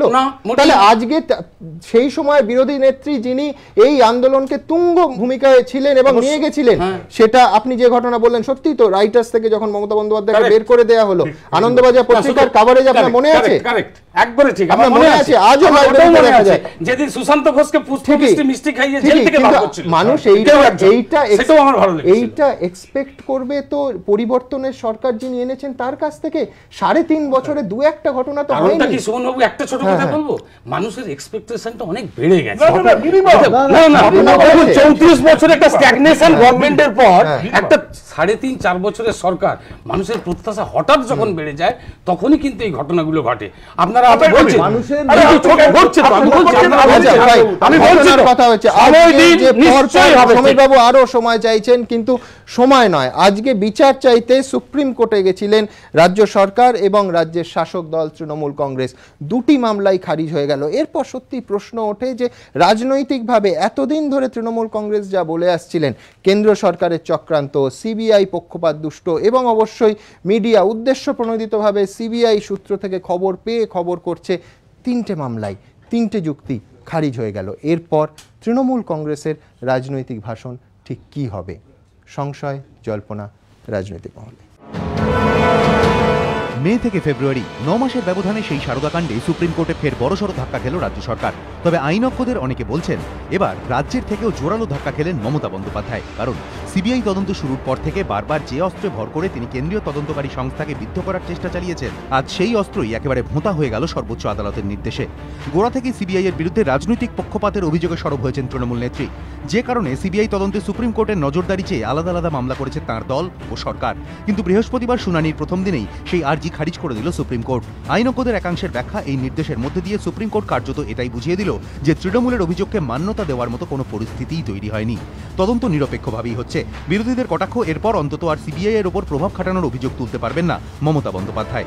দলের রাজ্যসভার সাংসদের হেনস্থার অভিযোগে শুক্রবার রাজ্যসভার ডেপুটি চেয়ারম্যানের কাছে যাবে তৃণমূলের একটি প্রতিনিধি দল। ঠিক তার আগেই সুপ্রিম কোর্টের এই নির্দেশ মমতা বন্দ্যোপাধ্যায়ের অস্বস্তি আরও বাড়ালো বলেই মত রাজনৈতিক পর্যবেক্ষকদের একাংশের। তাদের প্রশ্ন, খোদ সুপ্রিম কোর্ট যখন মনে করছে না সারদা মামলায় সিবিআইকে রাজনৈতিকভাবে ব্যবহার করা হচ্ছে, তখন তৃণমূল এই অভিযোগ আর কি করে তুলবে? তবে শাসকের অস্বস্তির এখানেই শেষ হয়নি। মুখ্যমন্ত্রী মমতা বন্দ্যোপাধ্যায় এবং আইনমন্ত্রী চন্দ্রিমা ভট্টাচার্যের বিরুদ্ধে আদালত অবমাননার আর্জি এদিন খারিজ করলেও ভবিষ্যতে সেই বিষয়ে মামলার দরজাও খোলা রেখেছেন সর্বোচ্চ আদালতের বিচারপতিরা। এদিন শুনানিতে মামলাকারীদের আইনজীবী বিকাশ ভট্টাচার্য সর্বোচ্চ আদালতে বলেন, সিবিআই তদন্তের বিরুদ্ধে রাস্তায় নেমেছেন মুখ্যমন্ত্রী, সিবিআই দপ্তরের বাইরে ধর্নায় বসেছেন আইনমন্ত্রী। বিচারপতি তখন সিবিআই এর আইনজীবীকে প্রশ্ন করেন, সিবিআই কি তদন্তে বাধা পাচ্ছে? সিবিআই এর আইনজীবী রঞ্জিত কুমার উঠে দাঁড়িয়ে বলেন, যাদের গ্রেফতার করা হয়েছে তাদের আদালতে পেশ করতে শাসক দলের তরফে বাধা এসেছে। বিচারপতি তৎক্ষণাৎ বলেন, আপনারা তাহলে রাজ্যের আদালতে অভিযোগ জানান। এরপর আদালত অবমাননার মামলাটি খারিজ করে দেয় বিচারপতি টি.এস. ঠাকুর এবং বিচারপতি সি. নাগাপ্পানের বেঞ্চ। তবে আইনজ্ঞদের অনেকে বলছেন, এদিন এই মামলা খারিজ হলেও এই নির্দেশের মধ্যে দিয়ে সুপ্রিম কোর্ট পরিষ্কার বুঝিয়ে দিল, সিবিআই যদি তদন্তে সমস্যার মুখোমুখি হয় সেক্ষেত্রে তারা মামলা করতেই পারে। Bijendra Singh, ABP Ananda, Naya Dilli. Kalyani's Nature Pure presents ঘন্টা খানেক সঙ্গে Suman, powered by high-tech smartphones, শুধুমাত্র এবিপি আনন্দে। Kalyani's Nature Pure presents ঘন্টা খানেক সঙ্গে Suman, powered by high-tech smartphones, শুধুমাত্র এবিপি আনন্দে। এই পর্বে এই অনুষ্ঠানে আমার সঙ্গে নতুন অতিথিরা এসেছেন অরুণাভ ঘোষ এবং সমীক লাহিড়ী। অরুণাভদা, প্রথম দিন থেকে আপনি বলছিলেন যে এটা কি হবে, এটা মোটামুটি প্রত্যাশিত, দুটি মামলাই খারিজ হবে। আমরা এইমাত্র দেখালাম যে একই সঙ্গে কেন্দ্র সরকার চক্রান্ত করছে, সিবিআই পক্ষপাতদুষ্ট এবং সংবাদ মাধ্যম সিবিআই থেকে খবর পাচ্ছে, সিবিআই ইচ্ছে করে দিচ্ছে। তিনটে যে মূল যুক্তি রাজনৈতিক সভা মঞ্চে যেটা বলা হচ্ছিল, কাল থেকে বলা যাবে? দেখো, মানে ignorance is the strength of Trinamool Congress, যেটা অজ্ঞতাই শক্তি, শক্তির উৎস বলো শক্তি। এখন যে লোকটা 1 বছরও প্র্যাকটিস করেছে সেও জানে ক্রিমিনাল কেসে ধরো তোমাকে আমি অ্যাফেক্ট করছি, মানে অন্যায়ভাবে বায়াস করছি, তোমাকে বলতে হবে যে অরুণাভ ঘোষ সিবিআইয়ের অফিসার বা কেন্দ্রীয় মন্ত্রী আমার বিরুদ্ধে করছে, you have to name the person. Just বললে হলো না যে স্টার এবিপি আনন্দ আমার বিরুদ্ধে বা গভর্নমেন্ট আমার বিরুদ্ধে। এরা কি বলো সেন্ট্রাল গভর্নমেন্ট আমার বিরুদ্ধে, সে কে, কোন লোকটা? 1, 2 হলো সেন্ট্রাল গভর্নমেন্ট কারা বলছে? State government. স্টেট গভর্নমেন্টের নেতাকে, মানে যে দল, একটি দল আছে তৃণমূল, তারাই তৃণমূলের নেতাকে সর্বভারতীয় সাধারণ সম্পাদক, সে বলছে যে যে সিবিআই যা বলবে আমি তাই করবো, তাহলে তার সিবিআইয়ের বিরুদ্ধে অ্যালিগেশন নেই। সে যদি বলতো যে সিবিআই ইজ বায়াস, তাহলে একটা প্রশ্ন হতো। যদি ওই কি মজুমদার, তাপস মজুমদার, রজত মজুমদার বলতো বায়াস, ঠিক আছে। সঞ্জয় বললে, মুকুল রায় একটা শব্দও বলেননি ইদানিং কালে কেন্দ্র সরকার কিংবা সিবিআই এর বিরুদ্ধে। সুতরাং স্টেট গভর্নমেন্ট এদের হয়ে লড়তে পারে। এবার অ্যাকিউজ যে তাকেই যেতে হবে, যে আর কি আক্রান্ত, এটা এক। এবার টিএমসি মৌয়া কে জানি, সে এখন স্বাভাবিক মমতা ব্যানার্জির কাছে যেতে গেলে এগুলো করতে হয়, সে একখানা ফাইল করে দিল পিটিশন। আচ্ছা, তার পিটিশনে যদি বলে যে শুধু তৃণমূল অ্যাফেক্টেড, তাহলে কালকে তো মাতং সিং অ্যারেস্টেড হবে। তো কংগ্রেস বলছে আমরা কংগ্রেস অ্যাফেক্টেড, কালকে তার আগে বিজেপির এমপিরা অ্যাফেক্টেড, এবং ওখানকার চিফ মিনিস্টারের আত্মসহায়ক, তাই তো, আত্মসহায়ক উড়িষ্যার, তাকে কোশ্চেন করছে। কংগ্রেসের ওই কি বলে ফ্রন্টাল অর্গানাইজেশন, গানের এই লোকটা আর্টিস্ট যে, তাকে অ্যারেস্ট করেছে, তাকে নিয়ে এসছে। কই তো ওখানকার চিফ মিনিস্টার তো বলেননি যে ভাই কংগ্রেস অ্যাফেক্টেড। ক্রিমিনাল কেসের নিয়ম হলো যে লোকটা অ্যাফেক্টেড তাকে আসতে হবে, এটা একটা সাইড। সুতরাং এটা শেষ হয়ে গেল। অনুবোধ, আপনি আমায় বলুন, কালকে উপরাষ্ট্রপতি হামিদ আনসারির কাছে যাচ্ছে তৃণমূলের প্রতিনিধি দল, কি প্রথম কথা যে প্রথম জল্পনা হচ্ছে ডেরেক ওব্রায়েন জোর গলায় জানিয়েছেন মুকুল রায় যাবেন, মুকুল রায়ের ঘনিষ্ঠ মহল বলছেন মুকুল রায় যাবেন না, আমি ধরে নিলাম তিনি গেলেন। কি বলবেন? মানে আমি বলছি যে আজকের এই রায়ের পরে আর কিছু বলার আছে? বললে লোকে চটে যাবে। আমি এর আগেও বলছি, পাড়ার ফুচকাওয়ালার কাছে গেলেও বেটার। হামিদ আনসারি কি বলবে? তার কনস্টিটিউশনাল ক্ষমতাটা কি? অ্যাট বেস্ট বলতে পারে তৃণমূলের জন্য যদি কোনো এমএলএ এমপি সে যদি উল্টো দিকে ভোট দেয়, তাহলে 10 শিডিউল, এই তো বসে আছে এমপি, প্রাক্তন MP, 10 schedule of the constitution attractor হবে যদি তৃণমূল তার বিরুদ্ধে অভিযোগ করে। ফাইন না, আমি বলছি হামিদ আনসারির এমনি এখতিয়ারের মধ্যে পড়ে কি সেটা ভিন্ন প্রশ্ন। আমি বলছি বলতে তো কিছু হবে, কি বলবেন? মানে আমি বলছি সুপ্রিম কোর্টে আজকে খারিজ হয়ে যাওয়ার পর এই কেন্দ্র বা সিবিআই এর বিরুদ্ধে হামিদ আনসারির কাছে বলতে যাচ্ছে না, ও বলতে যাচ্ছে তৃণমূল পার্টিটা যে টুকরো হয়ে যাচ্ছে, এই দেখো আমি কিছু করছি। মোটেই হামিদ আনসারির কাছে যাচ্ছে না, তার কারণ এটা সবাই জানে কি করবেন উনি, চেয়ার করেন হাউস, এর বাইরে কি করবেন? এর বাইরে ওনার কি করার আছে? বড়জোর বলতে পারে যে আমাকে একটু চান্স দিন, তো বলতে চান্স দেবে, সে তো এমনি চান্স পাবে। হাজার টুলস আছে, অ্যাপারেটাস আছে, যেগুলো ব্যবহার করে বলা যায়। কি বলতে যাচ্ছে নিজেদের পার্টির লোক? না, কি বলতে যাচ্ছে যে আমরা আক্রান্ত? কি বলতে যে রাজ্যসভার মেম্বার আক্রান্ত? কেন্দ্র সরকার সিবিআই কে ব্যবহার করে একটা আঞ্চলিক দলগতি করছে, সুপ্রিম কোর্ট তো বাতিল করে দিয়েছে। আর যদি বলো বিজেপি তো সেটা পলিটিক্যাল পার্টি, সে তো চাইবেই সিপিএম ভাঙুক, কংগ্রেস ভাঙুক, তৃণমূল ভাঙুক, তো হোয়াটস রং ইন ইট? আমিও চাইবো কংগ্রেস হামিদ আনসারী এই জন্য যে রাজ্যসভার সদস্যদের হেনস্থা করছে, ওই জন্য আপনার কাছে এসেছি, আপনি চেয়ারম্যান। তাহলে কুণাল ঘোষ পড়ছে, কুণাল ঘোষের কেসটা নিয়ে যেতে হবে, হেনস্থা করছে। সৃঞ্জয় ঘোষের কেসটা করবে, সে তো ছেড়েই দিয়েছে। হ্যাঁ, আশা ছিল, ভালোবাসা ছিল, আশা নেই, ভালোবাসা নেই, চলে গেছে। সে কি বলবে যে আমি অ্যাটাক? সে বলবে না, রেজিগনেশন দিচ্ছে। কার হয়ে বলবে? ইমরান আলী, সে তো বলছে ইমরান আলী নাকি নামই জানি না, যাই হোক, এরা সব রাজ্যসভার মেম্বার। না না, আচ্ছা, এবার দেবব্রত বন্দ্যোপাধ্যায়, সে কি বলবে? এটা কেউ কোনোদিন অভিযোগ করেছে? ইন্ডিভিজুয়ালি বলতে হবে যে আমাকে এসে বলছে, কোথায় সেটা? কিচ্ছু নেই। এখন মমতা ব্যানার্জি বাড়ি বসে বলছেন, যাও ভাই চলে যাও, একটু হাড়ি নিয়ে নাচো, কোমর দুলিয়ে নেচে ফেললো, সে তো দেখেছি হাড়ি নিয়ে। এটা করলে কিছু কর। কালিয়ানিজ নেচার পিওর প্রেজেন্টস ঘন্টা খানেক সঙ্গে Suman, powered by hitech smartphones, শুধুমাত্র এবিপি আনন্দে। কালিয়ানিজ নেচার পিওর প্রেজেন্টস ঘন্টা খানেক সঙ্গে Suman, powered by hitech smartphones, শুধুমাত্র এবিপি আনন্দে। আমরা দ্রুত একবার দেখব যে গতকাল থেকে আজ পর্যন্ত আরেকটা ঘটনাও ঘটে গেল, যেটা কিন্তু অনেকেই বলছেন ইদানিং সাম্প্রতিক অতীতে নজিরবিহীন। খোদ স্বরাষ্ট্র সচিবকে বলা হয় যে আমলাতন্ত্র যে ভিত্তির ওপর দাঁড়িয়ে থাকে, সেই প্রথম 5 জন সচিবের যদি নাম বলা যায়, যাদের গোটা দেশের অ্যাডমিনিস্ট্রেশনের দায়িত্ব, যাদের দেশ চালানোর দায়িত্ব, খুব গোদাভাবে, খুব স্থূলভাবে বললে যেটা দাঁড়ায়, যাদের ওপর তাদের অন্যতম স্বরাষ্ট্র সচিব। কোনো সন্দেহের অবকাশ নেই, এই সারদা মামলায় ইন্টারফেয়ারেন্স করার জন্য এবং মাতঙ্গ সিংয়ের গ্রেফতার যাতে রোখা যায়, সেই চেষ্টা করার জন্য তাকে সরিয়ে দেয়া হলো।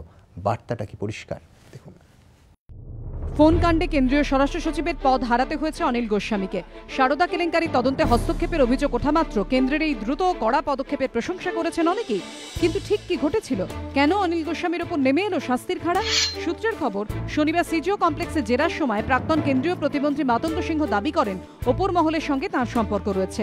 সিবিআই আধিকারিকদের তিনি বলেন, আমি ফোন করতে চাই। সিবিআই আপত্তি জানালে প্রাক্তন কেন্দ্রীয় প্রতিমন্ত্রী বলেন, আপনারা আমাকে এখনো গ্রেফতার করেননি, তাই আমার ফোন ব্যবহার করার অধিকার রয়েছে। সূত্রের দাবি, এরপর মাতঙ্গ সিংহ কেন্দ্রীয় স্বরাষ্ট্র সচিব অনিল গোস্বামীকে ফোন করেন। নিজের ফোন থেকে সিবিআই আধিকারিকদের সঙ্গে অনিলের কথা বলেন মাতঙ্গ। কিন্তু মাতঙ্গের ফোনের ওপর যেহেতু আগে থেকেই নজরদারি চলছিল, তাই কল রেকর্ড হয়ে যায়। সিবিআই সেই রেকর্ডিং কেন্দ্রীয় স্বরাষ্ট্র মন্ত্রকে জমা দেয়। তারপর তা যায় প্রধানমন্ত্রীর দফতরে। শেষ পর্যন্ত এই কল রেকর্ডিং এর জন্যই চাকরি যায় অনিল গোস্বামী। সূত্রের এমনটাই দাবি।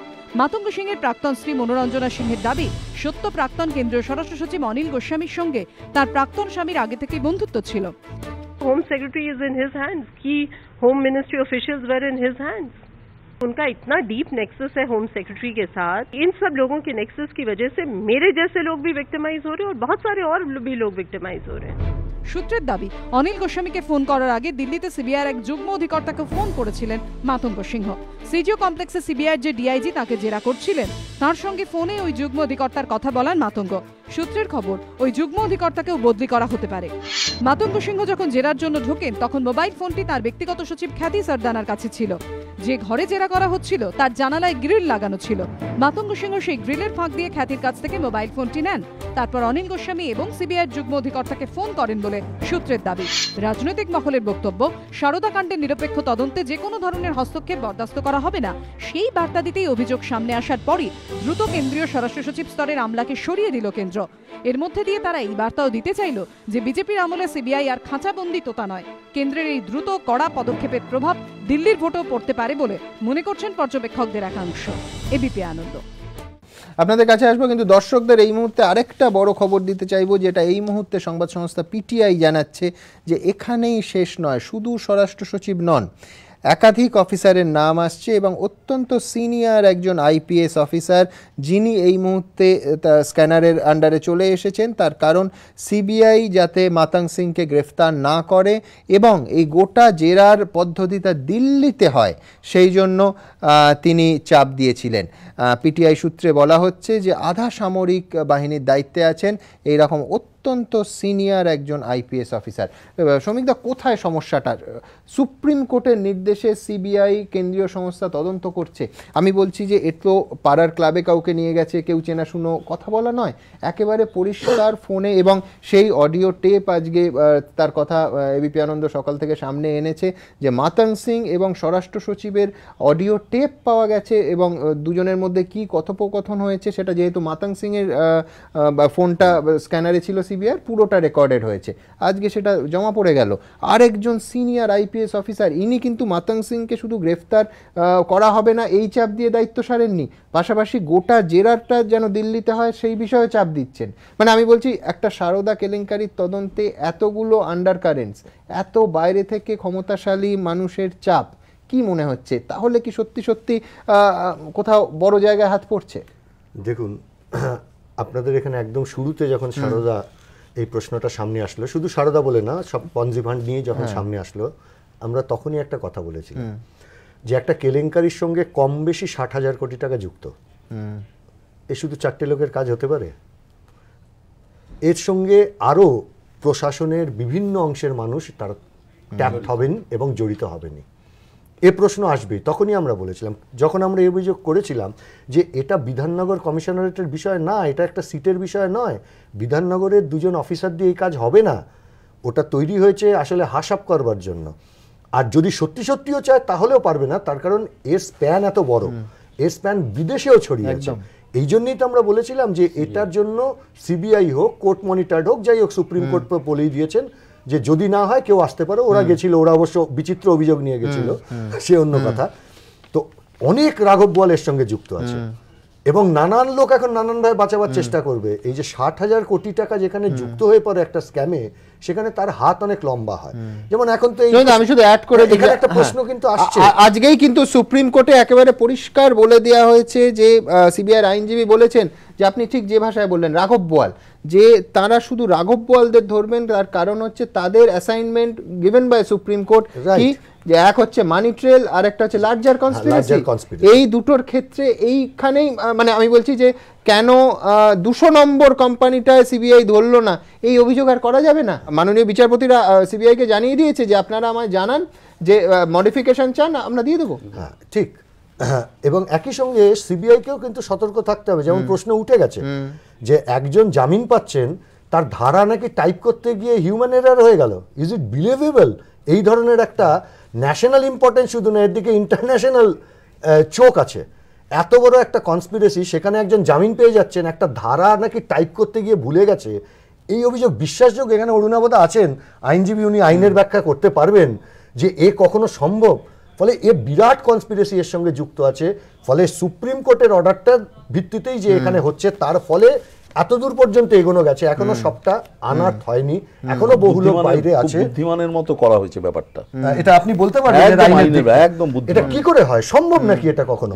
এর আগেও আমরা বলেছি, বলুন তো আপনি, একটা দিন উনি জেলে ছিলেন না হাসপাতালে।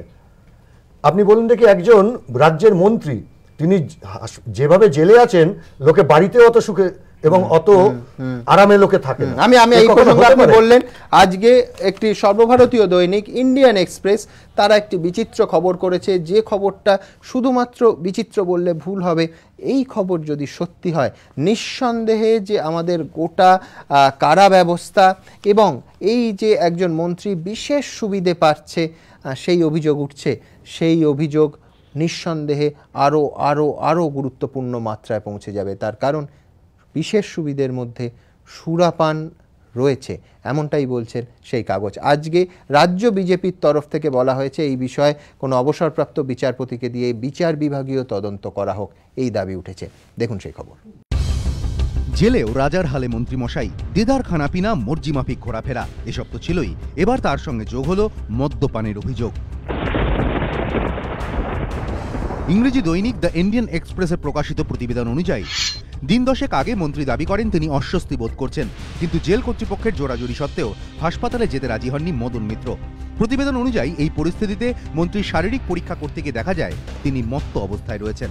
হতচকিত জেল কর্তৃপক্ষ বিষয়টি নিয়ে তদন্তে নামে। প্রশ্ন ওঠে, কিভাবে জেলের নিরাপত্তা এড়িয়ে মদ পৌঁছলো মন্ত্রীর কাছে? এরপর যে তথ্য উঠে আসে তাতে চোখ কপালে ওঠে তদন্তকারীদের।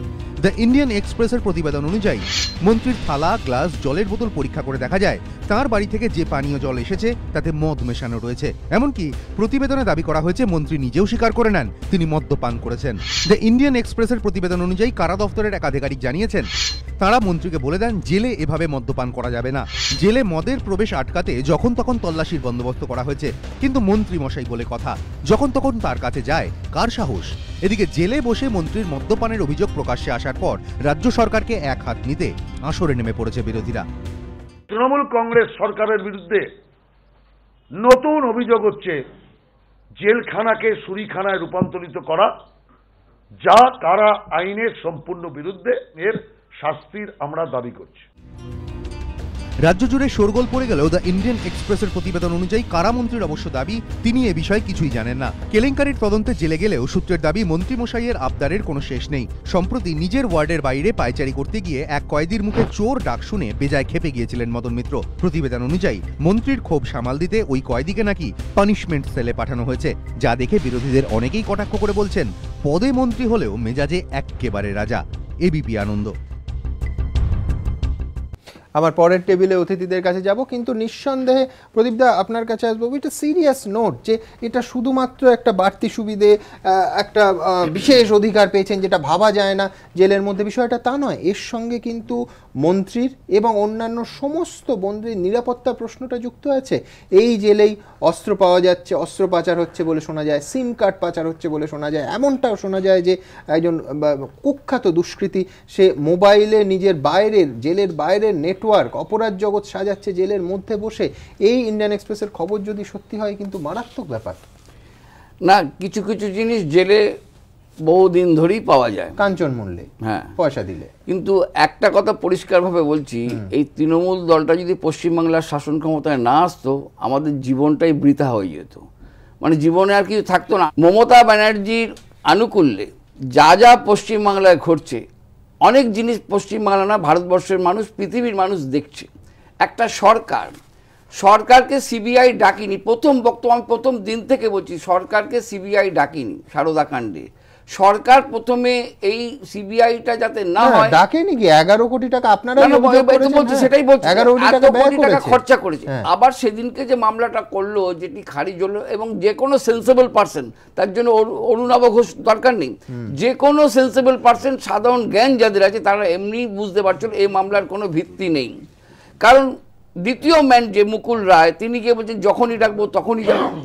আর মদনের কথা বলছে জেলে মদ, এটা নতুন কিছু নয়, কিন্তু এরা যে স্তরে গেছে দুর্নীতিটাকে যে স্তরে নিক, তার কারণটা আসল কারণ হচ্ছে এই মমতা ব্যানার্জি কোনো রাজনৈতিক ব্যক্তিত্বদের দলে নিয়ে আসেনি, রাজনৈতিক ব্যক্তিদের হাতে ক্ষমতা দেয়নি, রাজনৈতিক ব্যক্তিত্বদের বিধায়ক সাংসদ এসব করেনি। এই যে যাদেরকে সাংসদ করেছে ইদানিংকালে যারা রাজ্যসভায় পাঠালো, তাদের মধ্যেই তো কারণ নামে সিমির ফাউন্ডার প্রেসিডেন্ট, আগে থেকে তিনি জানতেন, জেনেছিলেন, তা সত্ত্বেও তিনি করেছেন। এবং তিনি নিজের বুকে চোল লাগিয়ে রেখে সারা মিছিলটার বুকে আমি চোর লেগে মিছিল করেছে। এ তো ভারতবর্ষের মানুষ কোনোদিন দেখেনি। অতএব তার কাছে, তার দলের কাছে আর অন্য কিছু আশা করা যায় না এখন। হ্যাঁ, আপনি একটা চমৎকার জায়গায় ধরেছেন, সেটা হচ্ছে যে বাইরের থেকে যারা রাজনীতিতে আসছে তারা বনাম যারা রাজনৈতিক পোড় খাওয়া রাজনৈতিক নেতা, তারা এই বিতর্কটা আজকে ঘটনাচক্রে উস্কে দিয়েছেন তৃণমূল কংগ্রেসেরই লোকসভার একজন সদস্য, তার নাম সুগত বসু।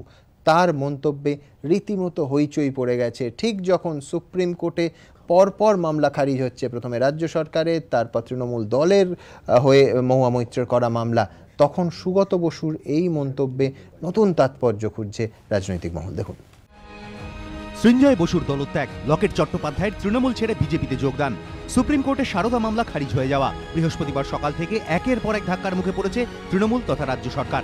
এদিনই তাদের বিড়ম্বনা আরও একবার বাড়ালেন যাদবপুরের তৃণমূল সাংসদ সুগত বসু। আমার মতো ব্যক্তি যদি ছেড়ে দিয়ে চলে যাই তাহলে কি ভালো হবে? সারদা ছায়া এমনিতেই তৃণমূল বেশ চাপে, নেতা মন্ত্রী সাংসদরা জেলে, আবার অন্যদিকে রাজ্যে একের পর এক ঘটনা। কোথাও ইফটিজিং এর প্রতিবাদ করতে গিয়ে খুন হচ্ছেন প্রতিবাদী যুবক, তো কোথাও আবার গোষ্ঠী সংঘর্ষ বা রাজনৈতিক হামলা। অধিকাংশ ক্ষেত্রেই নাম জড়াচ্ছে তৃণমূলের। এই প্রেক্ষাপটে সংবাদ মাধ্যমের সঙ্গে কথা বলতে গিয়ে এদিন আরও একবার সরব হলেন সুগত বসু, যা তৃণমূলের অস্বস্তি বাড়ালো বলেই মত পর্যবেক্ষকদের একাংশের। আপনারা আমাকে প্রশ্ন করছেন যে আপনি কিভাবে আছেন, তাহলে আমি আপনাদের প্রশ্ন করতে পারি যে আপনারাই আমাকে তাহলে বলুন, আমার মতো ব্যক্তি যদি ছেড়ে দিয়ে চলে যাই তাহলে কি ভালো হবে? তাহলে কি আমরা পুরোপুরি যারা দুর্বৃত্ত, যারা দুর্নীতিপরায়ণ, তাদের হাতে আমাদের রাজনীতিটা ছেড়ে দেব? রাজনীতিতে দুর্বৃত্তায়ন বন্ধ করা ও দুর্নীতিমুক্ত করার পক্ষেও এদিন সওয়াল করেছেন সুগত বসু, এবং তা করতে গিয়ে অন্যান্য দলের মতো নিজের দলকেও এর বাইরে রাখেননি তিনি। আমাদের রাজনীতিটা কলুষ মুক্ত করতে হবে। সব রাজনৈতিক দলেই কিছু দুর্নীতিপরায়ণ ব্যক্তি ঢুকে পড়েছেন, কিছু দুর্বৃত্ত ঢুকে পড়েছেন। আপনার দলও? সব দলেই রয়েছে, কারণ যে কোনো দল ক্ষমতায় থাকলে অনেকে সেখানে ঢুকবার চেষ্টা করে থাকে। সুগত বসু এভাবে মুখ খোলায় অস্বস্তিতে পড়েছে তৃণমূল। দলের মহাসচিব পার্থ চট্টোপাধ্যায়ের বক্তব্য, সুগত বসু যা বলেছেন তা আমি 2003 সাল থেকে বলে আসছি, কোনো নতুন কথা বলেননি। ওনার কাছে দুর্বৃত্তের তালিকা থাকলে তা দলের মধ্যেই পেশ করুন, দলের বাইরে বলছেন কেন? সেই সব সহকর্মীদের স্মরণ করা উচিত যারা মিটিং মিছিল করে আমাদের জনপ্রতিনিধি বানিয়েছেন, ক্ষমতায় এনেছেন। সাম্প্রতিককালে রাজ্যে একের পর এক শিক্ষাক্ষেত্রে অশান্তির ঘটনা ঘটেছে, কোথাও ভাঙচুর তো কোথাও শিক্ষক অধ্যাপক নিগ্রহ।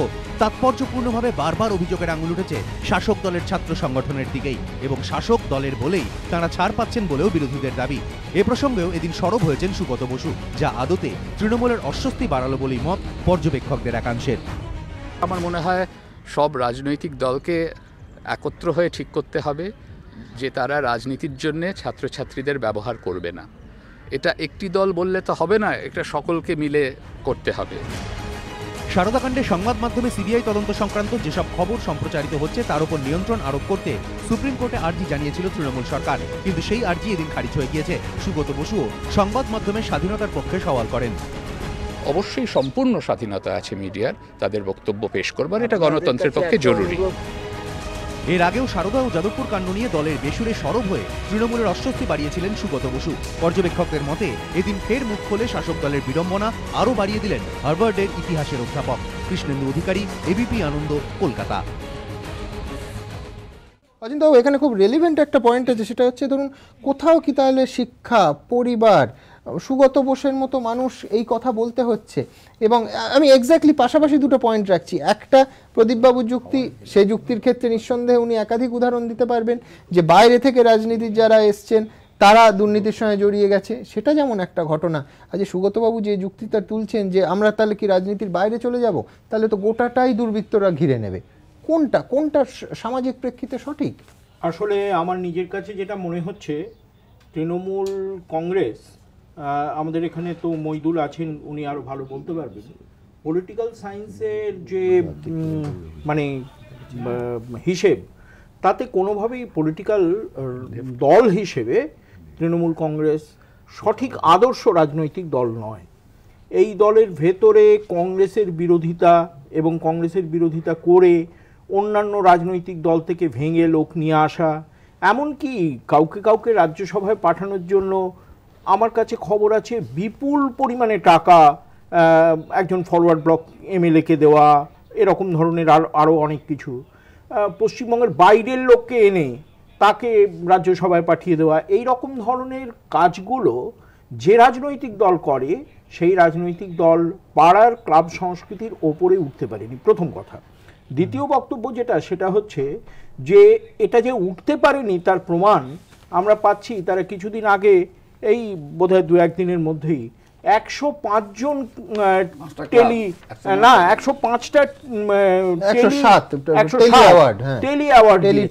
অ্যাওয়ার্ড তো সাধারণত কম লোককে দেওয়া হয় বলে শুনেছি, এত লোককে 1 লক্ষ টাকা করে বিলিয়ে দিয়েছেন। আবার মনে থাকবে যে আমাদের অর্থনীতিতে পড়তে হতো, মইদুল আলো ভালো বলতে পারবে যে পলিটিক্স অফ ডোল গিভিং। হ্যাঁ, আপনার ক্লাবগুলোকে খেলার উন্নতির জন্য টাকা দিচ্ছে, পান্ডারা বসে যাদের মানে কি বলবো, যাদের যাত্রীদের হিসেব করে তারা, এবং তাস খেলে যারা, তারা বয়স্ক লোক যারা, তারা একটা জায়গায় আড্ডা দেয়, তাদের কোনো ঠিকানা নেই। কারো ঠিকানা আবার তৃণমূল কংগ্রেসের কাউন্সিলরের বাড়িতে, তারা টাকা পেয়ে যাচ্ছে। এই যে ব্যাপারগুলো, এই ব্যাপারগুলোর মধ্যে আসলে যেমন করে হোক ক্ষমতাকে রক্ষা করা, ক্ষমতাকে কুক্ষিগত করা এবং কোনো রকম নীতি নেই এরকম একটা জায়গায় যাওয়া, এইটা রয়েছে। আর ওপরে একটা অদ্ভুত ধরনের বিন্যাস, যেটা এর আগেও আমি বলেছি যে পশ্চিমবঙ্গে এই রাজনীতি কোনোদিন ছিল না। পশ্চিমবঙ্গে এবং পাশাপাশি উন্নয়ন নিয়ে যে দলটা কথা বলে তাদের মানে ক্লাবের পেছনে ধরুন ক্ষয়রাতি হচ্ছে 225 কোটি টাকা। ঠিকই তো, খেলার উন্নতি হবে। আপনার ক্লাবগুলো যারা বেনিফিটেড হচ্ছে বছরে 2 লাখ 3 লাখ টাকা করে, তারা কোন খেলার অ্যাক্টিভিটি আমরা দেখিয়েছি কিছুদিন আগে বিপি আনন্দে, কোন খেলার অ্যাক্টিভিটির সঙ্গে তারা যুক্ত করলেই প্রমাণ পাওয়া যাবে। এমন ক্লাব টাকা পেয়েছে যাদের কাজ হচ্ছে ঘরে বসে জুয়া খেলা। হ্যাঁ, জুয়া খেলা। না না, টাকা পয়সা দিয়ে জুয়া খেলা, তাদের কোনো ঠিকানা নেই, কোনো কিছু নেই। জুয়া খেলা, মদ্যপান করা, তারা টাকা পেয়ে গেছে। কোনো রেজিস্ট্রেশন নেই, কোনো হিসাব নিকাশের বালাই নেই, কোনো রেকগনিশন নেই কোনো জায়গায়, তারা টাকা পেয়েছে। দুটো টাকা পেয়েছে তারা দুর্গাপুজো, না না, পুরো প্রতিনিধিদের দিয়ে মাধ্যমে টাকা পাচ্ছে, যারা ইচ্ছে তারা পাচ্ছে, যারা আগামী নির্বাচনগুলোতে বোমা টোমা নিয়ে রাস্তায় বেরোবে। আচ্ছা, আর একটা জিনিস খেয়াল করে দেখুন যে আমরা কিছুদিন আগে দেখেছিলাম মায়াবতী তিনি তার নিজের মূর্তির সামনে গিয়ে মালা দিয়ে হাসছেন। তো আমাদের পশ্চিমবঙ্গের মুখ্যমন্ত্রী তিনি মায়াবতীর মানে যে মান, সেই মানের থেকে কোন অংশে উন্নত? তাকে তো আমরা একই রকম দেখছি সততার প্রতীক হিসেবে চারপাশে, তাকে আমরা দেখছি কখনো কখনো রোড সেফটি সম্পর্কে সব থেকে বড় মুখ তার। বিভিন্ন জায়গায় ছবি হাজির করা হচ্ছে এবং ছবি হাজির করাটা আসলে এক ধরনের কি বলবো জনমনস্তত্ত্বের উপরে ছবি দেখেছি, যেটা নেতাজির পায়ের তলায়, মমতার পায়ের তলায় নেতাজি, মমতার পায়ের তলায় নেতাজি। এর আগে দেখেছিলাম মমতার পায়ের নিচে রবীন্দ্রনাথ, শরৎচন্দ্র, বিবেকানন্দ, বিদ্যাসাগর। এগুলো দেখেছি মমতার পায়ের নিচে, এবং 30 ফুট 40 ফুট কাট আউট রবীন্দ্রনাথের জন্মদিন এই মেট্রো এখানে, সেখানে রবীন্দ্রনাথ 1 ফুটের। কি অদ্ভুত ধরনের। আমি আপনাদের দেখাবো শালকিয়ার ঘটনা, সেখানে আর এক ছবি। একটা ছোট্ট বিরতির সময় হয়ে গেছে, বিরতির পর দেখাবো অরূপ ভান্ডারী যিনি নিহত হয়েছেন।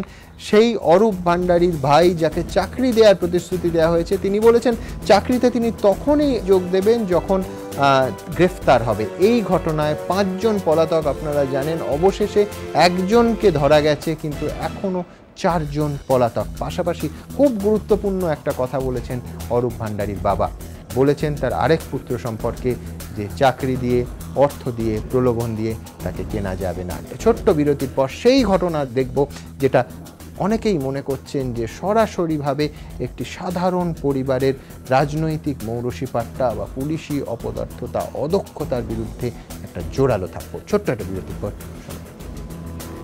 Kalyani's Nature Pure presents ঘন্টা খানেক সঙ্গে Suman, powered by high-tech smartphones, শুধুমাত্র এবিপি আনন্দে। Kalyani's Nature Pure presents ঘন্টা খানেক সঙ্গে Suman, powered by high-tech smartphones, শুধুমাত্র এবিপি আনন্দে।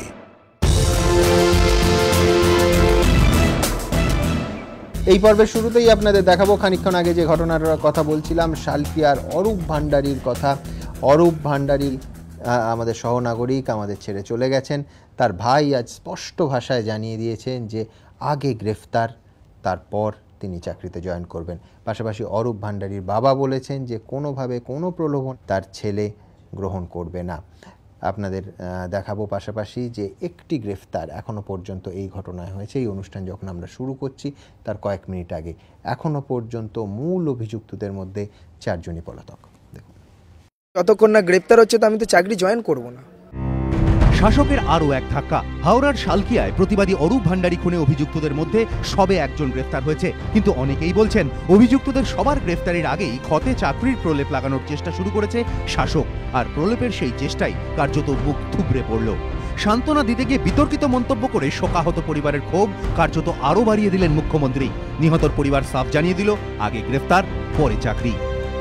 আমার যে অত বড় বুকে পাঁজা চলে গেল, আমার চাকরিও দরকার নেই, আর আমার 10 লাখ টাকা দরকার নেই। ওই টাকার লোভ দেখিয়ে আমার ছেলেকে ভুলিয়ে দেওয়া, ও আমি আপনাকে। শালকিয়া কাণ্ডে অভিযুক্তদের এখনো ছুঁতে পারেনি পুলিশ, ক্রমশ চড়ছে ক্ষোভের বারুদ। এই প্রেক্ষিতে কোনো ব্যবস্থা নেওয়ার বদলে নিহতের পরিবারকে চাকরি দিতে তৎপর হয় শাসক দল। বুধবার খোদ মুখ্যমন্ত্রী নিহতের বাড়িতে গিয়ে তাঁর ভাইকে পাকা সরকারি চাকরির আশ্বাস দেন, কিন্তু বাড়ি থেকে বেরিয়েই অরূপের মৃত্যুর জন্য তিনি খাড়া করেন গোষ্ঠীদ্বন্দ্বের তত্ত্ব। এটা হচ্ছে দুটো গ্রুপের মধ্যে একটা গন্ডগোল হয়, আপনারা জানেন। তৎক্ষণাৎ মুখ্যমন্ত্রীর তত্ত্ব খারিজ করে দেন মৃত অরূপের ভাই। না, এটা কোনো গোষ্ঠীদ্বন্দ্ব তো বিষয় নয়, এটা একটা ইপটিজিং এর বিষয়। কারো কারো মতে যে দুই তরুণীর কটূক্তির প্রতিবাদ করতে গিয়ে অরূপ খুন হন তাদের খুঁজে বের করার কথা বলে কার্যত তাদের অস্তিত্ব নিয়েই সংশয় প্রকাশ করেন মুখ্যমন্ত্রী। মহিলাদের ব্যাপারে যদি কোন মহিলাদের ইপ্রিস করেছে সেটাও তো খুঁজে দেখতে হবে না, সেটাও তো খুঁজে বের করতে হবে। তত্ত্ব ও সংশয় এই জোড়া ঘটনার 24 ঘন্টার মধ্যে প্রতিবাদীর পরিবারের সাফ কথা, আগে গ্রেফতার পরে চাকরি। ওদের তার আগে যতক্ষণ না গ্রেপ্তার হচ্ছে তো আমি তো চাকরি জয়েন করব না, এটাই হচ্ছে ব্যাপার। তাতে যদি ওর যে শিডিউল টাইমটা রয়েছে সেটা যদি শেষ হয়ে যায়, শেষ হয়ে যায়। বৃহস্পতিবার সকালে শালকিয়ায় যান বিজেপি বিধায়ক শ্রমিক ভট্টাচার্য। প্রশাসনের ভূমিকার তীব্র সমালোচনা করেন তিনি। সুবিচারের লড়াইয়ে নিহত অরূপের পরিবারের পাশে দাঁড়িয়েছে আরেক প্রতিবাদী বামনগাছির সৌরভ চৌধুরীর পরিবার। এদিন অরূপের বাড়িতে যান সৌরভের বাবা এবং দাদা। বেশ কিছুক্ষণ কথাও বলেন অরূপের পরিবারের সঙ্গে। সঞ্চয়ন মিত্র ও সুনীত হালদার, এবিপি আনন্দ, হাওড়া। মহিদুল, এখনো পর্যন্ত একজনকে মাত্র গ্রেফতার করা গেছে, কোথাও কি এবং সন্তানহারার পরিবার সেই চাকরির প্রলোভন, চাকরির টোপ, যেটা অনেকেই বলেন যে একাধিক এই রাজ্যের ঘটনার ক্ষেত্রে কামদুনির ক্ষেত্রে একটা ফ্যাক্টর হয়ে দাঁড়িয়েছিল, কোথাও এই সমস্যাটা হয়েছে যে কোনো ঘটনা ঘটলে যত দুর্ভাগ্যজনকই হোক চাকরি আছে, অর্থ আছে, প্রলোভন আছে, মুখটা বন্ধ রাখো বাবা। তাই তো হচ্ছে, একেবারে তাই তো হচ্ছে। আরেকটা এটা হচ্ছে, আমি যেটা কালকে আপনাদের প্রোগ্রামে এসে একবার বলেছিলাম প্যানেল ডিসকাশনে, যে এই যে গোষ্ঠীদ্বন্দ্বের কথাটা, গোষ্ঠীদ্বন্দ্বটা অ্যাকচুয়ালি কার মধ্যে? এটা কি তৃণমূলের ভেতরের একটা গোষ্ঠীদ্বন্দ্ব? কারণ তৃণমূলের একটা অংশ তো প্রথমে বলছিলেন যে অরূপ ভান্ডারী তৃণমূল কর্মী, তারপর সেখানকার স্থানীয় লোকেরা তার ক্যামেরার সামনেই বলেছেন তার বিরুদ্ধে যারা স্থানীয় লোকেরা প্রতিবাদ করে, তারপর সেইটা ফেস্টুন থেকে তৃণমূল কর্মীটা বাদ দেয়। তাহলে কি এটা কি মেনে নিতে হবে যে তৃণমূলের কি ভদ্র তৃণমূলের সঙ্গে গুন্ডা তৃণমূলের লড়াই হচ্ছিল ওখানটায়? মানে গোষ্ঠীদ্বন্দ্বটা কি, নাকি ওনার মাথায় এইটা কোথাও একটা অবচেতন মনে এটা আছে যে আসলে দাদা ভার্সেস দিদির লড়াই হচ্ছে, দুটো গোষ্ঠীর মধ্যে লড়াই হচ্ছে তৃণমূলের, মুকুল দা ভার্সেস মমতা দির লবি, এইটার একটা কোথাও একটা লড়াই চলছে। ব্যাপারটা উনি কি বলছেন সেটা একটা ব্যাপার। আর আজকে আপনাদের প্যানেল ডিসকাশন এখানে অন্যান্য যে ডিসকাশন হচ্ছিল, আমার আরেকটা জিনিস যেটা মনে পড়ছে যে ডেরেক ওব্রায়েন আগামীকাল সময় নিয়েছেন, হামিদ আনসারীর কাছে যাবেন। হামিদ আনসারী আমি প্রশ্ন তুললাম, কি বলবেন উনি? বলবেনটা কি? আমার মনে হয় উনি হয়তো বলবেন যে কেডি সিংকে যাতে না আর ডাকা হয়, কারণ কেডি সিং এই পুরো গত কয়েক মাস কিন্তু তার মুখ চোখ দেখা যাচ্ছে না।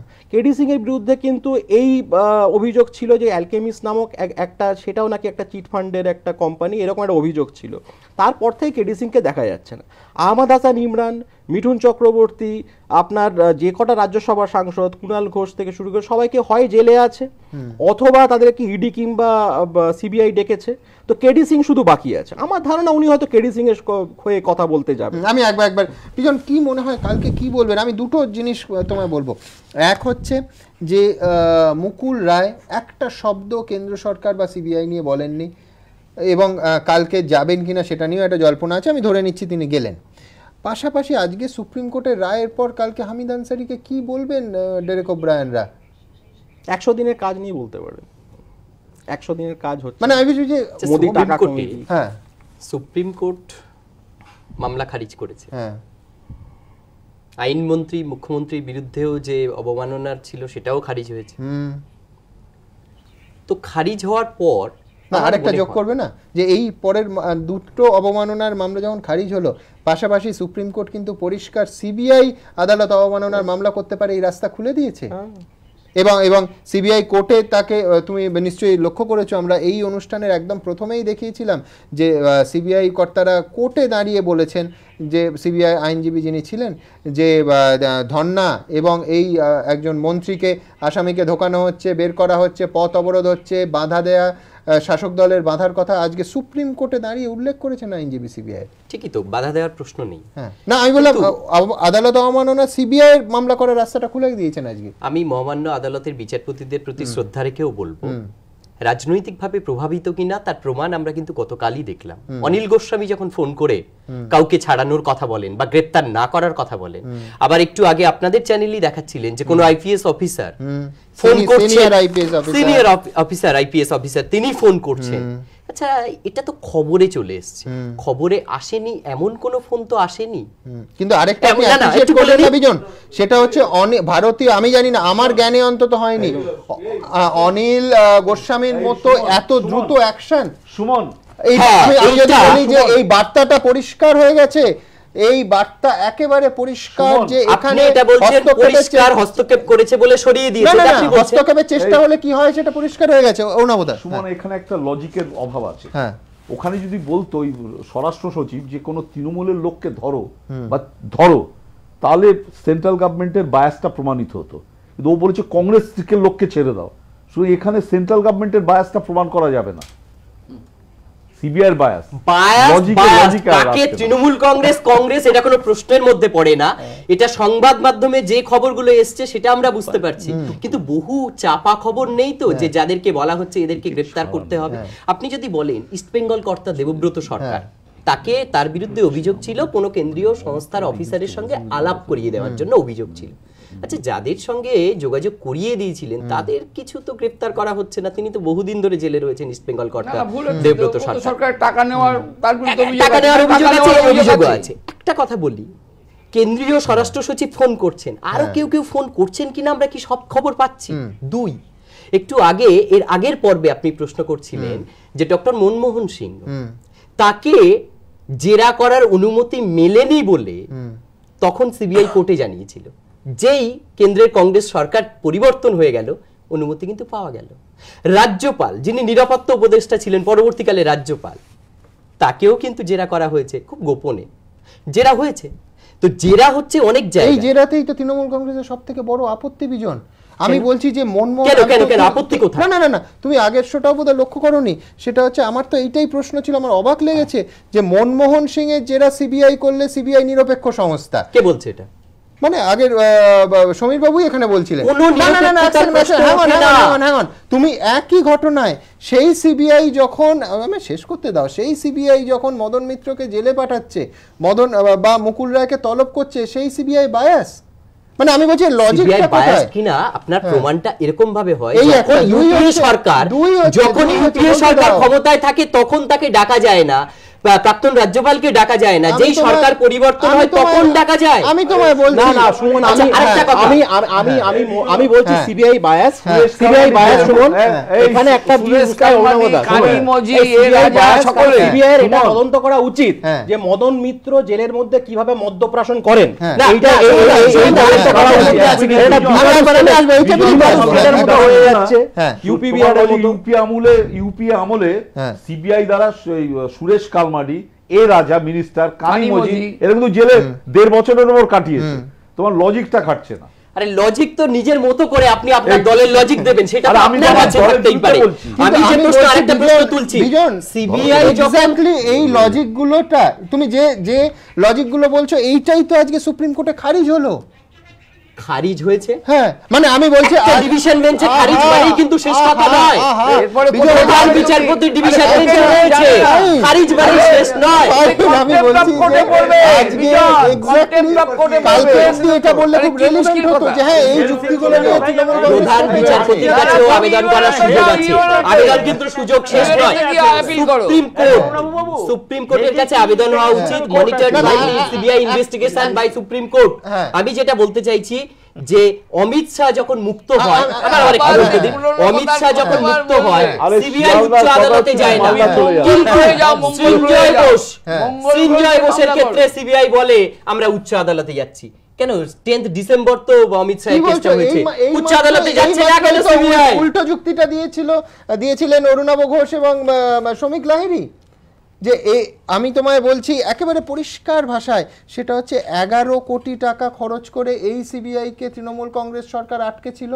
আবার শোনা যাচ্ছে আজকের, এখনো ছিল না, আটকাতে পারেনি, আটকানোর চেষ্টা করেছিল 1 কোটি টাকা। এখন শোনা যাচ্ছে যে এই মামলায় আবার এক তো জনগণের টাকা লুট হবে। এক্স্যাক্টলি, আমার সুপ্রিম কোর্টের মনিটরিং করার জন্য যাওয়া হলো, তাতে আমার তোমার করের টাকার আরেক, আমি বিরোধীদের অভিযোগ সত্যি হলে 12 কোটি টাকা খরচ করে প্রথমে সিবিআই কে আটকানো, তারপর সিবিআই কে মনিটর করা, দুটো মামলা তো খারিজ হয়ে গেল। আমি বলছি এবার তুমি বলছো যে আমি আতঙ্কিত, বিজন এই জন্য আতঙ্কিত যে আবার আমাদের করের টাকায় উচ্চতর আর কোন আদালতে যাবে? উচ্চতর নয়, উচ্চতর ওই আদালতে প্রধান বিচারপতির ডিভিশন বেঞ্চ, প্রধান বিচারপতির ডিভিশন বেঞ্চ, এই বেঞ্চই তো সুপ্রিম কোর্ট। কেডিসি কে আছে একটা কথা বলি, একটা কথা আমি বলছি একটা কথা সারাদিন পড়ে আসছে, চুপ করে আরে হয় না হয় না। বিজনের কাছে আমার একটা প্রশ্ন আছে, চুপ করে থাকে এটা মমতা ব্যানার্জির কাছে কষ্ট করে দেখো সুপ্রিম কোর্টের উপর ডিভিশন বেঞ্চ হয় না, তোমার সমস্ত ডেডিকেশন দিয়ে তুমি একটা শিক্ষক স্কুলে তুমি পড়াও সারা দিন, তোমাকে তো কর দিতে হচ্ছে, সেই করের টাকা তৃণমূল নেত্রী ডিসাইড করছেন যে আমার তৃণমূল কংগ্রেস দল যেতে পারে, দল যাবে না, দল 100 যেতেই পারে। সরকার কেন আমাদের করের টাকায় 11 কোটি এবং আজকে 1 কোটি যদি অভিযোগ সত্যি হয় চুরি ধরছে সিবিআই, চোর ধরছে, সেই আটকাটে আমার তোমার করের টাকা তোমার খারাপ লাগছে না? 12 কোটি টাকা খরচ হয়েছে আমাদের। এটা নিয়ে কারোর যদি অভিযোগ থাকে তো অভিযোগ করতেই পারে, এটা তো অস্বীকার করছি না, আমিও তো বলছি। কিন্তু আবার একটা প্রশ্ন, সৃঞ্জয় বোস শর্ত সাপেক্ষে জামিন পেলেন, পরের দিন দল ছেড়ে দিলেন, তৃণমূল কংগ্রেস ছাড়লেন, সেটার উত্তর সৃঞ্জয় দেবে। এমপির পদ ছাড়বেন বলে বলেছেন, বিজেপি বলছে নির্দোষ প্রমাণ হলে দলে নিয়ে নেবেন। না না না, এটা কেউ বলেছে? হ্যাঁ, রাহুল সিনহা বলেছেন। আপনি এটা দেখুন, সাংবাদিক সম্মেলন দেখুন, রাহুল সিনহা বিজেপি রাজ্য সভাপতি বলেছেন এটা কি জামিনের শর্ত সাপেক্ষ ছিল, এটা গোপন না, এটা খুব রেলেভেন্ট প্রশ্ন। কোন আপনি দেখুন, রাহুল সিনহা এরকম কিছু বলেছেন আপনি জানেন? আমি শুনিনি এখনো পর্যন্ত। হ্যাঁ, ওনার মধ্যে কিছু বলছিলেন না। শোনো, সৃঞ্জয় বোস জামিনের শর্ত ছিল কিনা আমার জানা নেই। না না, তুমি আমায় বলো, তুমি এতক্ষণ বলে সুপ্রিম কোর্টের ওপর ডিভিশন বেঞ্চ আছে, ওটা মমতার বাড়ি গিয়ে বলবা নেই, এটাই ফাইনাল, এখন কি করা যাবে? যাওয়া যায় না, আর নেই ফুল বেঞ্চ, কি করে হবে? ফুল বেঞ্চ এটা পাঠাবে, হয় নাকি? কনস্টিটিউশনাল প্রভিশন আছে যে সিবিআই কনস্টিটিউশনাল ইস্যু ফুল বেঞ্চে যাবে কি? আর আরেকটা জিনিস শোনো ভাই, কথা দেখো, চোর ভাই চোর হলে চোর বলতে হবে, এর ডিফেন্স দেওয়ার কিছু নেই। আমরা তো মাতঙ্গ সিং এর পাশে দাঁড়াচ্ছি না, প্রমাণ হোক তারপর তো চোরে কি, প্রমাণ না হলে অভিযোগ হলো আমরা দাঁড়িয়েছি। শোনো,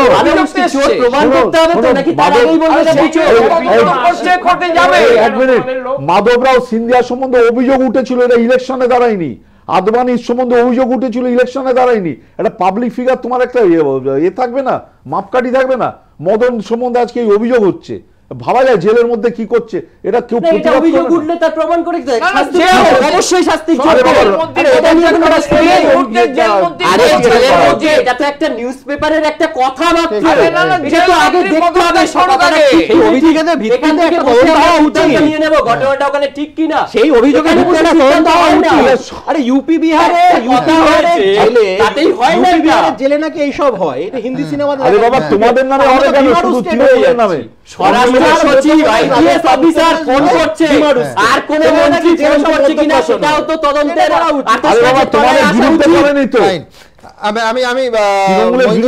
কথা একটু শুধু যোগ করতে চাইবো যে আবার তদন্তের ক্ষেত্রেও তো আরেকটা প্রশ্ন উঠবে, সেটা যদি আজকের এই ইন্ডিয়ান এক্সপ্রেসের খবরের তদন্ত হয়, তদন্ত তার সিট করবে নাকি আবার সিবিআই কে ডাকতে হবে? কারণ সিট করলে দেখবে যে ঠিক 1 বছরে সারদা তদন্ত ওখানে একটা যতদূর গেছিল, ওখানে গোষ্ঠীদ্বন্দ্ব হবে, একটা তৃণমূল দলের সিবিআই, মুকুল বাবু বলে সিবিআই ভাবে তাকিয়ে আছিলেন, আগামী দিনেও থাকবেন যে প্রতারিতদের টাকা ফেরতের জন্য সুপ্রিম কোর্ট কোনো দিক নির্দেশ করছে কিনা। সত্যি কথা বলতে এই যে আলোচনা হচ্ছে রাজনৈতিক আলোচনা, এই রাজনৈতিক আলোচনা কেউ শুনতে চায় না, শুনতে চায় প্রতারিত মানুষ সত্যি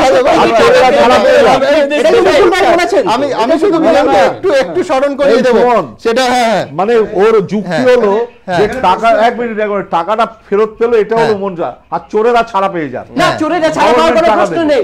যারা চোর তদন্তে দোষী প্রমাণিত হলে সবাই চাইছে তাদের শাস্তি, আমি নিজে চাইছি শাস্তি, শাস্তি, কিন্তু প্রতারিতদের টাকা ফেরতের দাবি উঠুক। আরে তাদের বিরুদ্ধে তদন্ত করতে ওদের ধরেই তো টাকা রিকভারি করবে। বিজন, আমায় দুটো কথা বলো। এক হচ্ছে, তুমি নিশ্চয়ই জানো, আমি অবশ্যই ধরে নিচ্ছি তুমি জানো, যে ইডির যে তদন্ত, এই যে সম্পত্তি অ্যাটাচ করা, এর লক্ষ্য কিন্তু একটাই, যে এই সম্পত্তি অ্যাটাচ করে সেটা নিলাম করা এবং টাকা ফিরিয়ে দেয়, 1 নম্বর। আমি দ্বিতীয় কথা আরেকটা বলছি, সেটা হচ্ছে যে এই পাশাপাশি আরেকটা যুক্তিও তো থাকবে, সেটা হচ্ছে সুপ্রিম কোর্ট, আমি তোমায় রায়টা এই মুহূর্তে আমার হাতে থাকলে আমি তোমায় দেখাতাম, পরিষ্কারভাবে বলেছে সিবিআই তদন্তের সঙ্গে টাকা ফেরত দেওয়ার কোনো সম্পর্ক নেই, সেই কমিশন তার কাজ চালিয়ে যেতে পারে।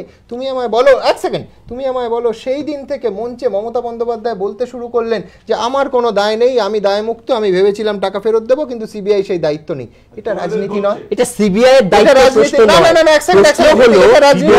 মানুষরা এত আইন বোঝে না, আইন জানে না, তারা টাকা ফেরতের কথা বলছে। এই অজুহাতে কাজটা বন্ধ করে দিলেন। সিবিআই এর কাজ টাকা ফেরত দেওয়া না, চোর ধরা। সিবিআই এর কাজের কথা বলিনি, আমি বলছি সাধারণ মানুষ এত আইন বোঝে না, সাধারণ মানুষ সুপ্রিম কোর্ট বোঝে না, সিবিআই বোঝে না, সাধারণ মানুষ বুঝে যায় টাকা ফেরতের কোনো পন্থা আছে কিনা, সেই ব্যবস্থাটা হয়। আমি একবার শুধু রাজনীতির কচকচানি বুঝতে চায় না মানুষ।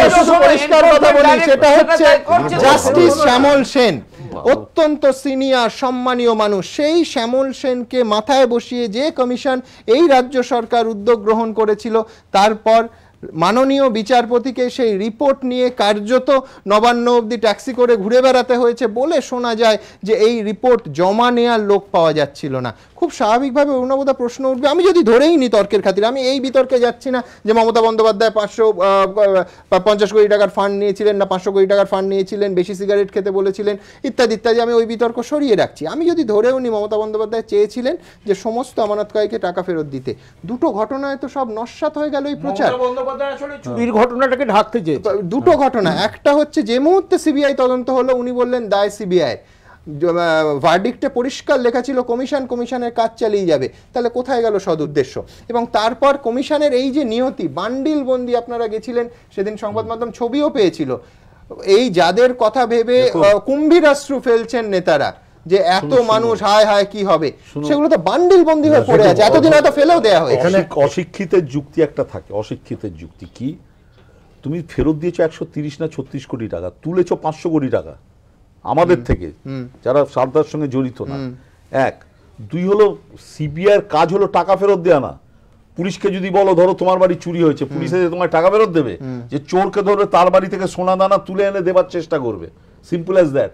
সুপ্রিম কোর্ট বলেছে লার্জার কনস্পিরেসি মানে কারা কারা চোর, এবং এটা বার করা দরকার। আমরা যারা রাজনীতি করি, রাস্তায় আমাদের যাতে চোর না বলে সিবিআই কারো সমর্থন করে ধরানো উচিত কে কে চোর, এবং মুকুল্লায় তো বলেইছে। দ্বিতীয়ত অরুণাবদা, চোর কে এটা চিহ্নিত না হলে আপনি টাকাটা আদায় করবেন কার থেকে? প্রশ্ন তো আরেকটা একটু একটা মানি ট্রেলটা পাবেন গেল কোথায় এই টাকা? লার্জার কনস্পিরেসি না ধরলে তো মানি ট্রেলটা পাবেন। বোকামি করছি, ভুল। 5,000-10,000 টাকা দিয়েছে ফেরত, 5,000-10,000 কারা দিয়েছে? 5,000-10,000 না পেলে কি কেউ সুইসাইড করবে? 103 জনের ওপর সুইসাইড করেছে, কারণ কি? তারা সমস্ত জীবনের সমস্ত সব দিয়ে সেভিংসটা দিয়েছে, 15-20 লাখ টাকা বাড়ি বিক্রি করে প্রভিডেন্ট ফান্ড।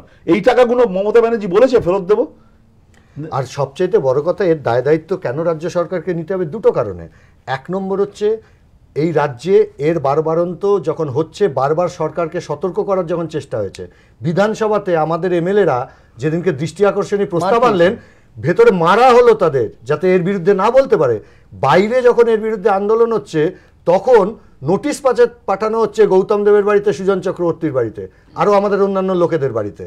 ফলে এই সরকার প্রথম থেকে এটাকে চাপা দেওয়ার চেষ্টা করছে, তার কারণ সরকারের মন্ত্রীরা তো জানেন যে তারা টাকা নিয়েছেন। ফলে এবার এটাকে তো আইন কানুনে প্রমাণ করতে হবে। এদেরকে না ধরলে এটাকে আপনি ফেরত পাবেন কোথা থেকে? এবং একই সঙ্গে রাজ্য সরকার যে প্রশ্নটা পার্টিনেন্টলি অরুণাবদা তুললেন, যে টাকা তুললেন সে টাকা গেল কোথায়? সারদার নাম করে টাকা তুললেন, টাকা তুলে আপনি দিলেন তো 130 না কত কোটি টাকা, বাকি টাকা গেল কোথায়? বাকি টাকা কি ক্লাবে দেওয়া হলো? বাকি টাকা কি মদ খেতে ক্লাবে দেওয়া হলো? শ্রমিকদা, সেই তালিকাও যে কত অসম্পূর্ণ এবং কত ত্রুটিপূর্ণ, কত মানুষের নাম একাধিকবার আছে এবং নাম আছে মানুষ পাওয়া যাচ্ছে না, সেই একাধিকবার মানে এই অনুষ্ঠানে আমরা দেখিয়েছি। এই একটা মেস। ফলে এই সরকার কার্যত মানুষের টাকা লুট করেছে, এই সরকার এই টাকা কখনো ফেরত দেবে না। ফলে সুপ্রিম কোর্ট যে কথা বলেছে, কেন বলছো দল, এই দল, আরে এই দলই তো সরকারটা চালাচ্ছে, সরকারকে আলাদা রাখো। তো এখন সুপ্রিম কোর্ট সেই সব বুঝেই তো এই কথাটা বলেছেন যে লার্জার কনস্পিরেসিতে যারা আছে তাদের ধরো, তাদের ধরতে পারলে তাদের সম্পত্তি, এই যে কোন কাকশিল্পী নিয়ে চলে গেছেন 6 কোটি টাকা, তোর বাড়িটা ধরতে হবে না? এই যে কে চলে গেছে, বোম্বেতে ফ্ল্যাট আছে, কলকাতায় ফ্ল্যাট আছে, কোথায় ফ্ল্যাট করেছে, সিঙ্গাপুরে নাকি হোটেল করেছে, তো ধরতে হবে না এগুলো?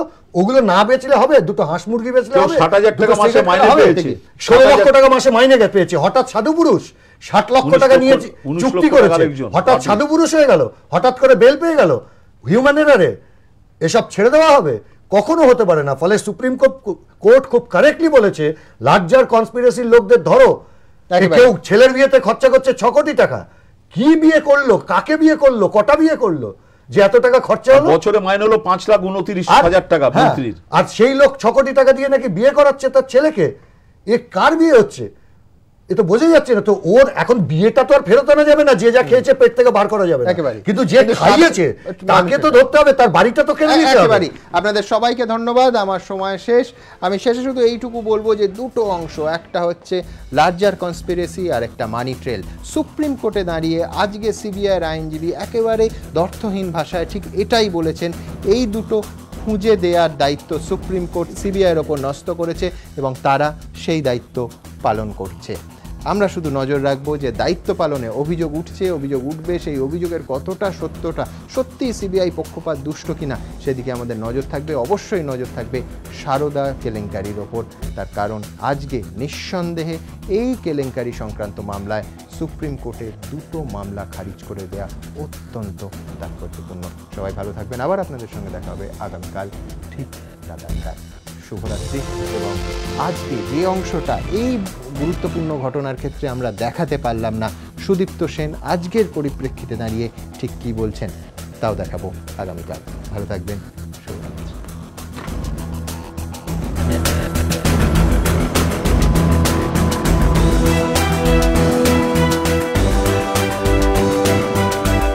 Kalyani's Nature Pure presents ঘন্টা খানেক সঙ্গে Suman, powered by High-Tech Smartphones, শুধুমাত্র এবিপি আনন্দে। নিবেদন করছে nature pure refined rice brand oil, আপনার হার্টের সত্যিকারের বন্ধু। Powered by High-Tech Smartphones, be amazingly smart. সহযোগী নিবেদক শালিমার শেফ গুঁড়ো মশলা এবং দ্য সুমিস, you can, I can, we all can.